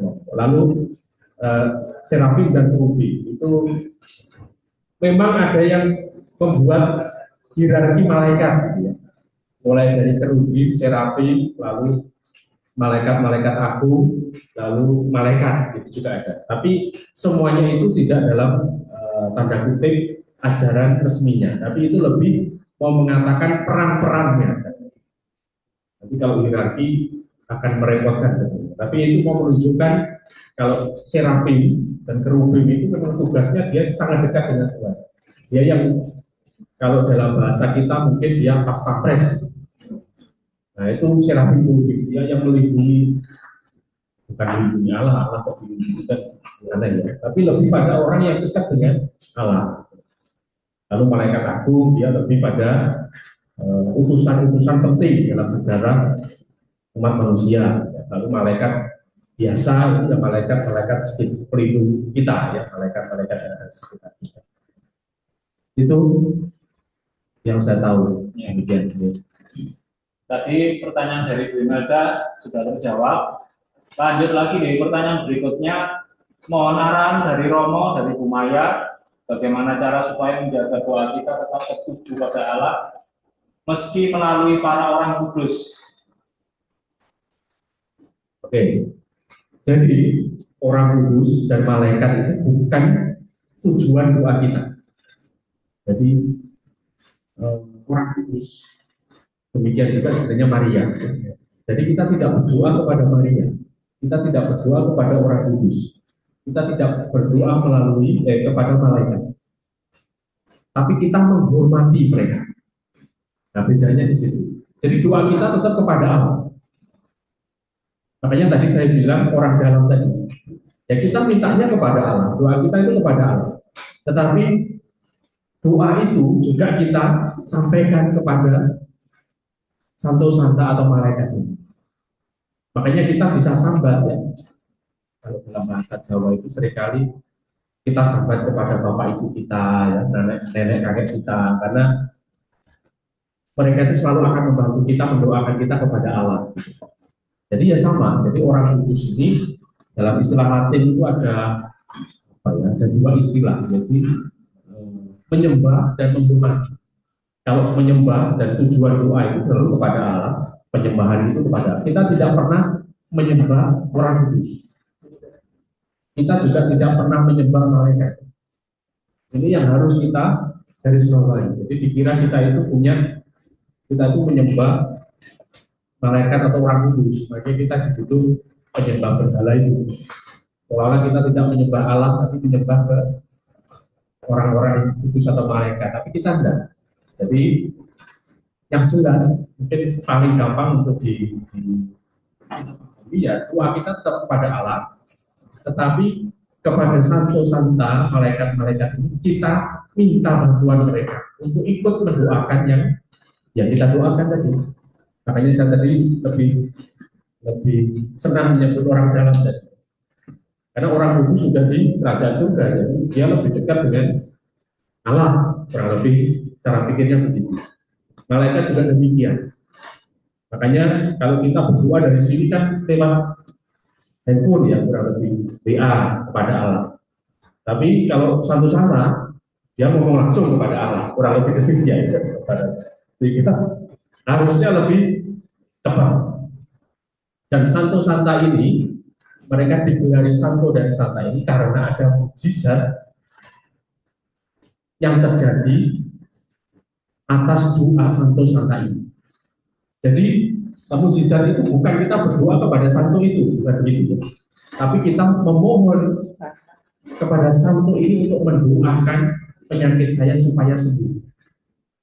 Dan ketika itu terjadi penyembuhan, maka dianggap bahwa Santo atau orang ini sungguh-sungguh adalah orang terdekat Allah, hamba Allah. Makanya dia boleh digelari Beato, Beata, lalu Santo dan Santa. Nah, kurang lebih demikian. Jadi doa kita tidak pernah tertuju kepada Santo atau Santa. Sekali lagi, tetap tertuju kepada Allah. Tetapi Santo dan Santa malaikat ini adalah orang-orang yang bisa kita mintai tolong untuk berdoa bagi kita. Itu.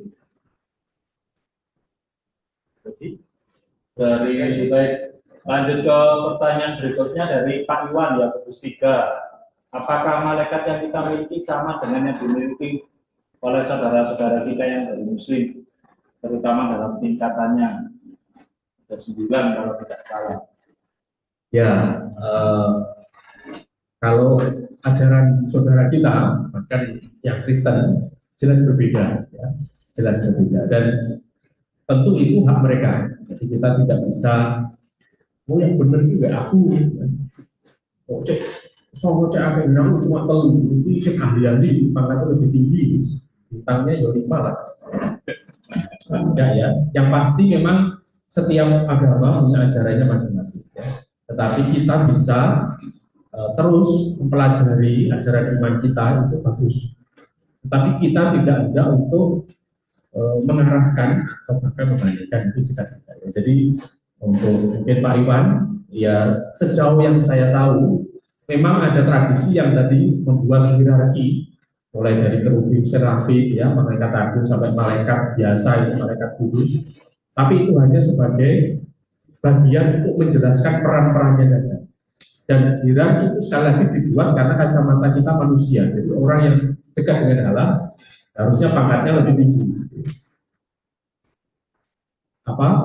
Malaikat agung pasti pangkatnya lebih tinggi dari malaikat biasa. Kurang lebih itu cara pandang duniawi kita. Tetapi kalau cara pandang gereja lebih dibalik lagi, pangkatnya lebih tinggi, bahkan jadi pelayan. Makanya kalau dalam gereja itu siapa pangkatnya tertinggi dalam hierarki gereja? Itu pastor rekan. Karena semakin pastor kepala paroki semakin tugasnya semakin berat. Apalagi Bapak Uskup tugasnya paling berat. Karena uang sakunya sama. Pastor rekan, pastor kepala paroki, uskup uang sakunya sama. Sebenarnya pangkatnya itu malah lebih rendah. Makanya kemarin rumahku cerita diselamati orang umum, selamat ya, naik pangkat. Tuh nggak ngerti ngomong ini, cuma siapa? Pengennya dari pastor rekan jadi. Ya kurang lebih demikian. Jadi memang hierarki itu karena cara pandang kita di dunia sebenarnya. Tapi sebenarnya secara rohani itu ya sekali lagi. Makanya kan sebenarnya Bapak Ibu kan bayangkan seolah-olah menjadi orang tua itu pangkatnya paling atas di keluarga. Tapi si kerja mati-matian coba. Pak Boy, karena ini ngomong hampir main game Bapak Jungkir Wali Ibu itu di beli utangan gitu. Dan kita ini kepala keluarga, tapi ini malah yang itu kan, wah abe diperantai semua ya orang tua. Tapi kan itu cara pandang dunia ya, pada dunia itu selalu siapa yang tertinggi itu sangat biasa. Mau jawab apa?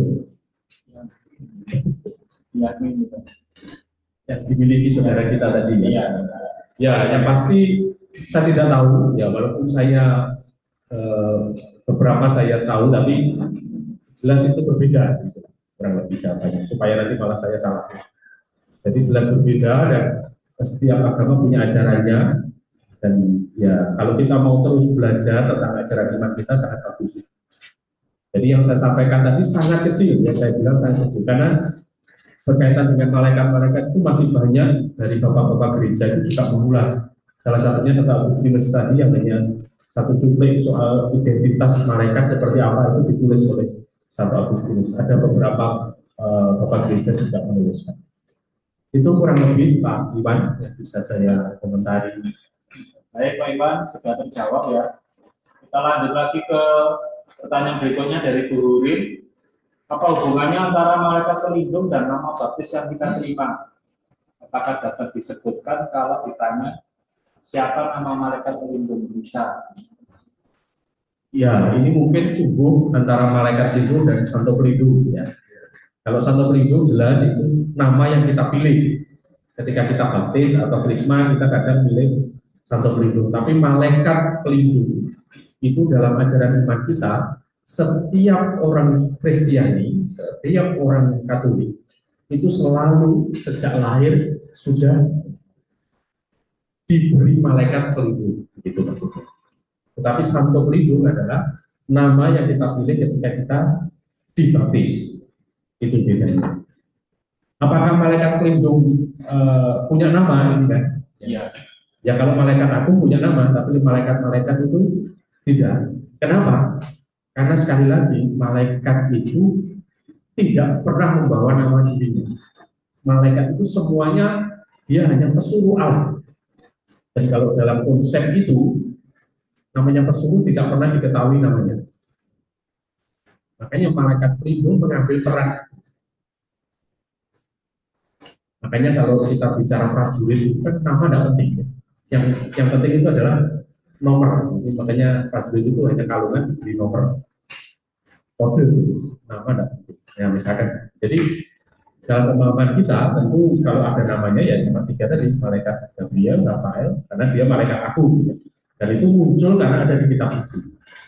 Tetapi malaikat-malaikat yang lain atau kita menyebutnya malaikat pelindung tentu adalah atas nama Allah untuk hadir dan menemani. Dan itu menurut iman kita itu ada. Makanya kenapa umat Kristiani itu tidak pernah sendiri. Makanya kita menyebut sama siapa ya, sama Tuhan sendiri. Dan Tuhan itu digambarkan ya dalam malaikat-malaikat yang selalu hadir. Karena dalam perjanjian lama tidak pernah Allah bertemu langsung dengan ciptaan. Kalau bertemu langsung dengan ciptaan habis ciptaan, maka dia selalu mengutus malaikat-malaikat untuk menjumpai, mengatakan, membawa pesan. Jadi kurang lebih demikian. Baik, Bu Hurin sudah terjawab ya. Ada yang mau ditanyakan lagi mungkin Bu Hurin? Malaikat itu punya dosa nggak? Berkaitan ini dengan yang saya pernah dengar bahwa Lucifer itu juga malaikat. Ya, bahasa malaikat ini seringkali dikenakan kepada roh tadi. Sebenarnya malaikat itu kan roh yang diberi jabatan kalau dalam Agustinus, dan jabatannya adalah malaikat. Malaikat itu apa? Perantara utusan.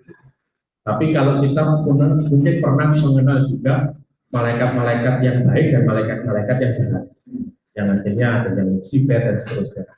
Kalau dalam pemahaman saya, Lucifer dan lain-lain ini adalah roh yang tidak setia kepada Allah.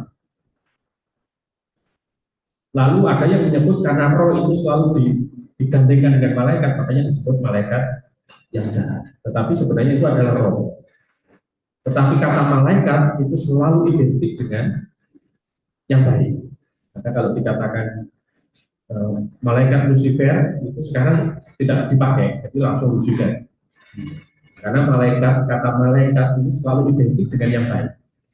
Makanya kalau dikatakan kamu malaikatku itu maksudnya adalah kamu orang yang selalu membantu aku. Jadi dia orang baik. Jadi malaikat itu orang baik. Nah, kata malaikat itu seringkali dipakai akhirnya hanya untuk yang baik. Karena kalau yang jahat disebut iblis, setan dan seterusnya. Kurang lebih begitu. Karena kalau ngomong yang baik itu Tuhan, jelas bukan. Karena kalau kita ngomong yang baik Tuhan lalu selesai semuanya. Maka yang baik itu siapa? Ya malaikat itu. Roh yang baik ya malaikat. Tapi kalau kita sebut iblis atau setan, ya itu yang jahat. Karena yang jahat selalu menyatu dengan itu. Kurang lebih demikian. Terima kasih Romo. Bapak Ibu, ada pertanyaan? Bu Siska, monggo. Biar jelas.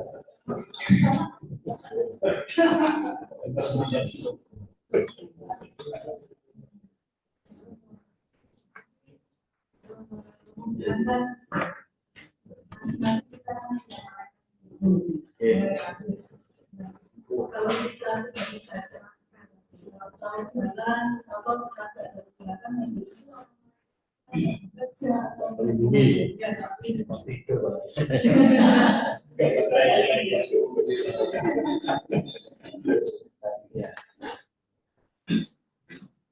Ya, ini sebenarnya ini pertanyaannya dalam sekali ya.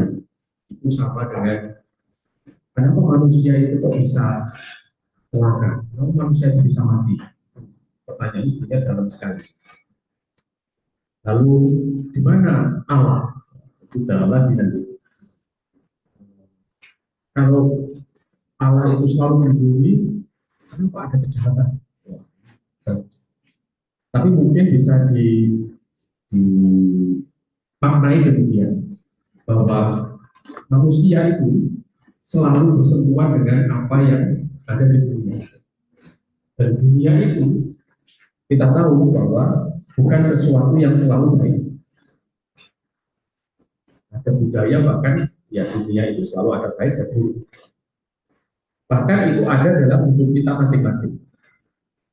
Maka ketika terjadi sesuatu yang jelek atau sesuatu yang tidak baik, kita selalu berpandangan bahwa itu tidak baik.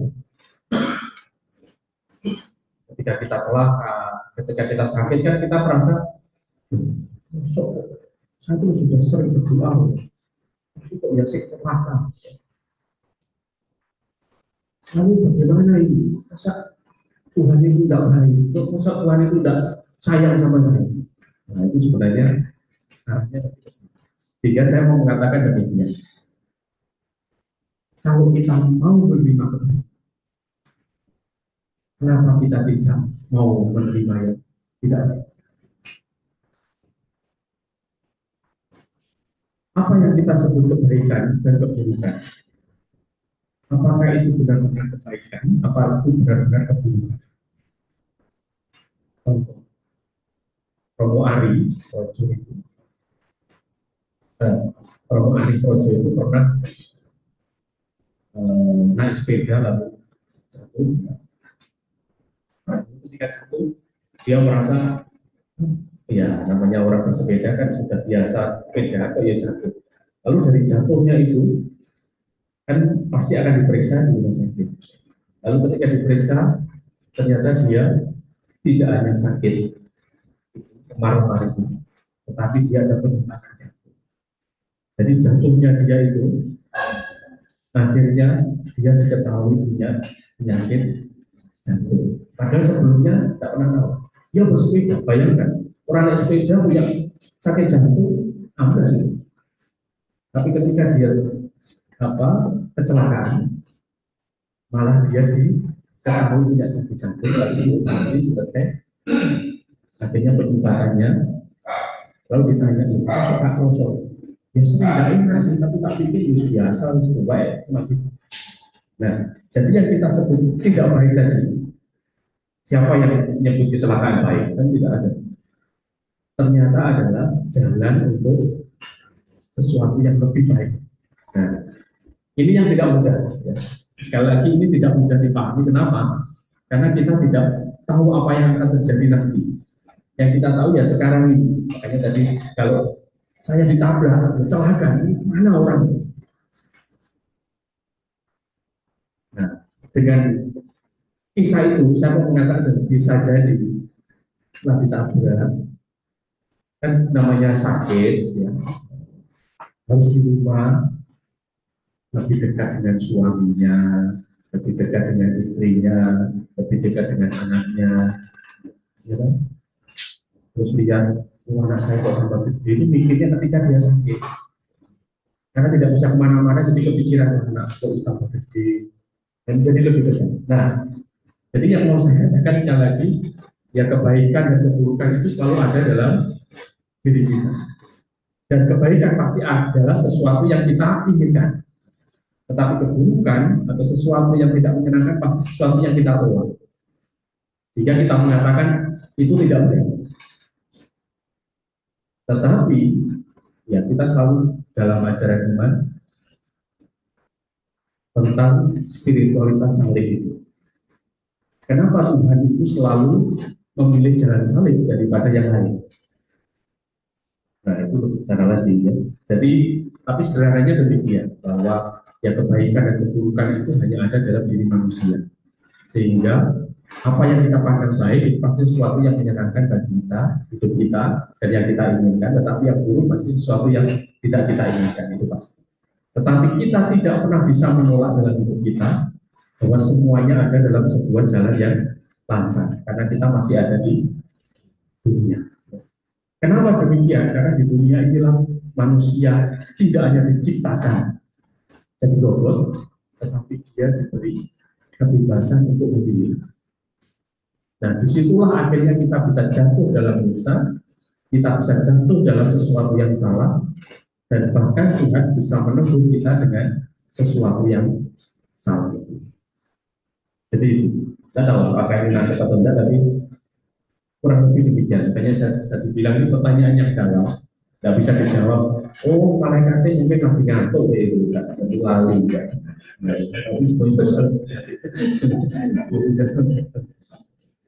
Simbah saya yang mungkin saya selalu ceritakan ini. Ketika beliau sehat, waduh, galak. Anak itu gampang kesel. Tapi ketika beliau itu sakit, terus di tempat itu, dia jadi orang sangat baik. Tidak pernah marahi cucunya, anaknya, selalu tertawa dan mengatakan bahwa aku sudah lari, saya nggak minta maaf apa namanya caranya. Pokoknya kalau dalam saya bahasakan, wah sorry yo, saya sudah selalu gitu. Padahal dulu waktu dia sehat itu, saya itu mulai beberapa itu. Tapi setelah beliau sakit, lebih sabar. Orang kan mana? Ini ingin bangun sehat atau tolong kan begitu. Iya gitu. Jadi kita sehat, tapi sehat jualan orang malah bagus. Ya itulah. Jadi kita kurang lebih begitu. Ya ini jadi panjang jelas. Jadi begitu kurang lebih. Ya.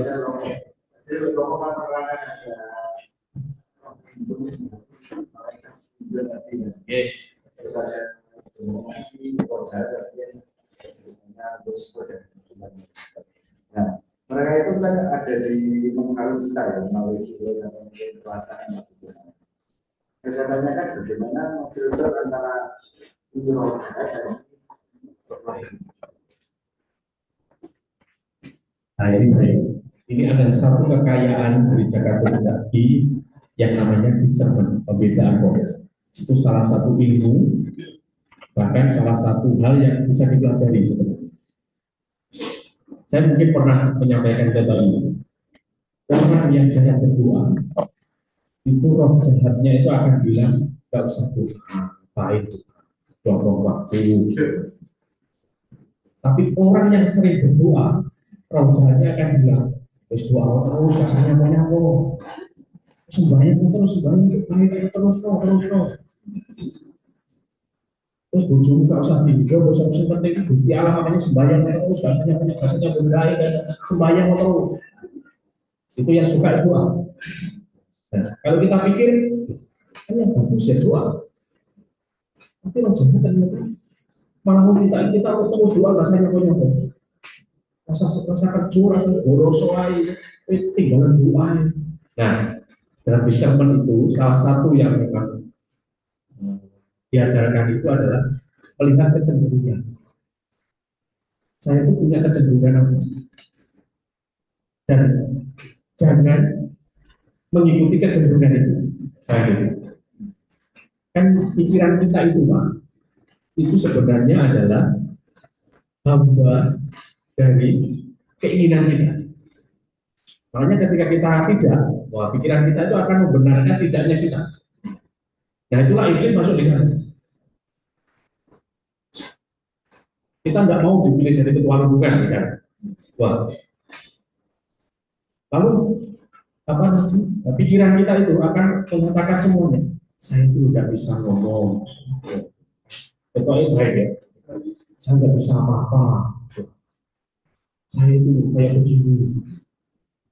Tidak usah, saya nanti jadi ketua lingkungan kayak apapun nggak bisa apa-apa. Dan itu seolah-olah apa namanya mengatakan dengan benar. Saya itu begitu. Makanya saya katakan dalam tradisi kita ada yang namanya discernment pembedaan. Jadi melihat kecenderungan. Dan kalau sudah otak kita itu mengatakan bahwa yang baik dan nggak usah jadi ketua itu kayak sopo malah kesel malah terusnya dan seterusnya. Saya mau jadi ketua malah begitu. Jadi menolak kecenderungan itu salah satu yang diajarkan dalam discernment. Misalkan kita diajak mana gitu ya, acara apa, lalu kita malas sebenarnya. Lalu kita kecenderungannya itu, pokoknya sudah malas pengen di rumah.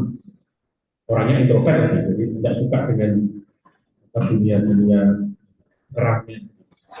Lalu pasti yang ada dalam benak kita, saya memenangi, kemudian itu malah rokok, dan kalau malah ketemu musuh, begitu terus. Nah, lalu bagaimana membedakan ini sendiri itu aja kalau baik. Jadi nanti ngeluh kita, tapi itu aja. Terus mau itu yang mati dan rumah, gimana bisa masak, bisa macam. Padahal itu ketika kita pergi sebenarnya kita biasa untuk jadi relawan misalnya, bantu orang. Itu mereka malah ciloko, berarti opo-opo dan nah, ngeluh-ngeluh itu dalam bahasa Jawa ini yang kadang-kadang dipakai oleh roh jahat untuk membuat kita tetap nyaman di dunia kita. Tanda kutip wis males. Nah, tapi itu tidak sederhana itu memang ya. Tapi itu salah satu yang sering kali. Jadi ya contohnya tadi orang yang tidak suka kejar berdoa, bacaannya nggak usah doa itu aku berusaha itu suwi. Cuma untuk setengah jam, salah. Terus doa singkat adalah doa 3 kali selama dia cukup. Ibu, kamu kan juga bukan orang kudus ya gitu. Tapi kalau orang suka doa, itu godaannya yang paling sering adalah doa nggak berarti. Apa ya? Itu jadi hampa. Ya, seperti Bunda Teresa. Bunda Teresa itu sampai merasa artinya Tuhan. Kalau sepertinya Tuhan tidak pernah memberi kekuatan kepada saya. Nah, kalau bapak-bapak doa yang tidak ada artinya, sebenarnya bapak-bapak itu adalah orang kudus. Dan sering berdoa sehingga tidak terasa lagi. Makanya jangan berhenti, teruskan doa, gitu maksudnya. Karena kalau enggak, ya itu tadi doa. Nah, yang doanya paling gampang kita dulu dasar yang sembahyang. Wah, ada orang yang meninggal tetangga, tidak usah urus sembahyang terus, yang di bujumu wayang pengen jarno ae sembahyang terus. Nah, itu salah satu. Tapi kalau mau belajar itu luar biasa sebenarnya. Makanya tradisi kita itu sungguh menurut saya banyak hal yang bisa kita pelajari ya. Misalnya kurang lebih demikian Pak. Jadi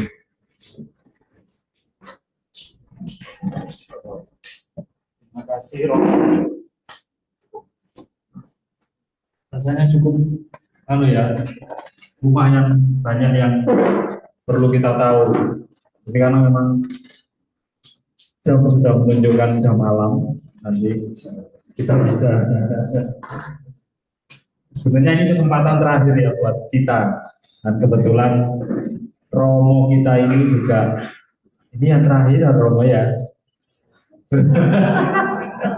Romo ini ya Romo Rudit yang terakhir, tapi mungkin mudah-mudahan nanti kan kita juga masih ada kategori guling selanjutnya ya. Berkenanlah Romo nanti kalau semisal Jangan melupakan SMK. Ya itu Bapak Ibu, jadi kita kesempatan kita malam ini bisa bertemu, maksudnya tanya jawab langsung, banyak yang bertanya, penjelasan yang dari Romo juga banyak. Terima kasih Romo Rudi untuk materinya, penjelasannya yang cukup membantu kita, terutama dalam tema kali ini. Bapak Ibu kalau mungkin masih ada pertanyaan, tidak apa-apa, bisa WA langsung ke Romo, atau bisa WA ke kita, ke Sekre, mungkin Mbak Clara atau ke saya, nanti kami akan teruskan ke Romo, kalau mungkin sungkan ke Romo. Begitu pertemuan berikutnya kita mungkin bulan depan ya Mbak Clara, Juli ya, bulan depan KTP Calling, nanti mungkin kita akan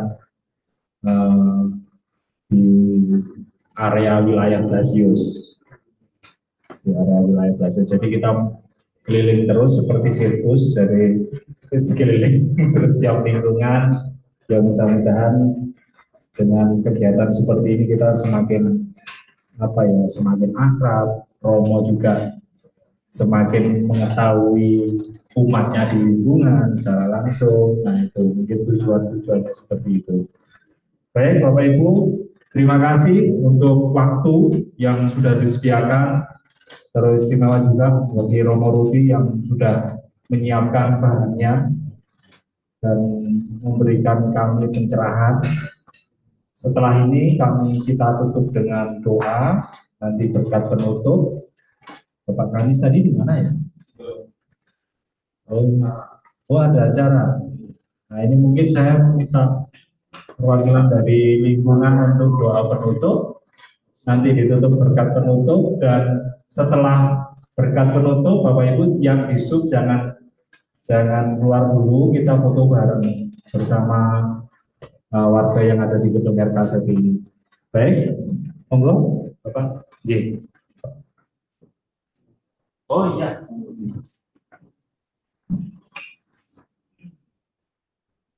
Bapak Romo, Bapak untuk pertemuan ini dengan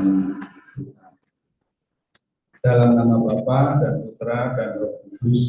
Amin.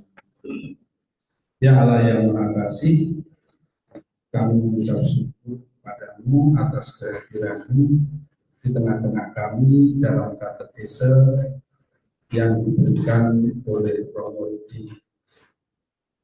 Ya Allah, tunjuklah kami dengan pengetahuan yang telah kami dapat, supaya kami lebih mengenal para santo dan santa pelindung kami masing-masing, serta semakin menyadari bahwa di dalam kehidupan kami sehari-hari Engkau selalu mengutus malaikat-malaikat-Mu untuk melindungi dan membimbing setiap langkah hidup kami.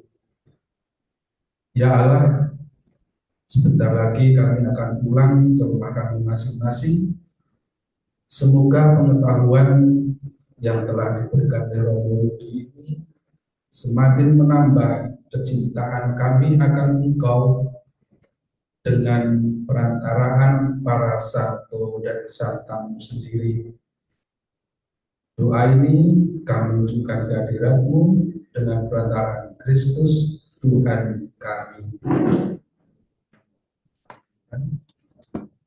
Tuhan bersamamu Dan bersama semoga kita sekalian, seluruh anggota keluarga dan orang-orang yang kita kasihi selalu mendapatkan perlindungan dan berkat dari Allah yang Maha Kuasa, Bapa dan Putra dan Roh Kudus. Amin.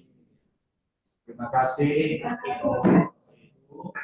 Kita foto bareng dulu ya, Bapak Ibu.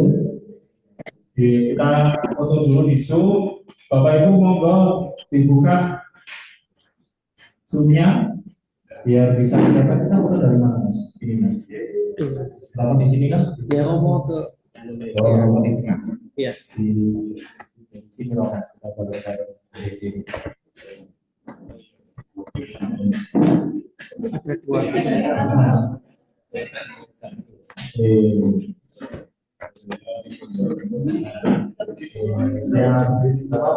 itu sama coba. Mantul. Oke, dari kita semuanya Bapak Ibu, kita foto bareng, pasang tampang manis, senyum lebar, jangan lucu. 1, 2, 3, satu layar aja Mas ya. Satu layar aja ya. 1, 2, 3, loh. Oh. Sekali lagi. Sekali lagi Bapak Ibu kayak heboh. Sambil makan atau apa gitu. Ya 1, 2, 3. Terima kasih. Terima kasih Bapak Ibu yang di sini jangan pulang dulu, kita foto bareng ya. Di sini sendiri, foto sendiri beda. Terima kasih Bapak Ibu yang bergabung dalam Zoom, yang nobar dari Yakobus 2, Pak Pri dan teman lingkungan Yakobus 2, selamat malam. Dari Yakobus 3, silakan lanjut ke rapatnya. Jangan lupa oleh beneran kalau ada jajan.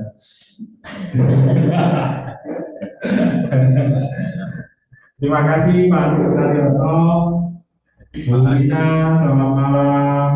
Bu Ika, terima kasih. Bu Melda, selamat malam. Tuhan berkati. Ada kami ya.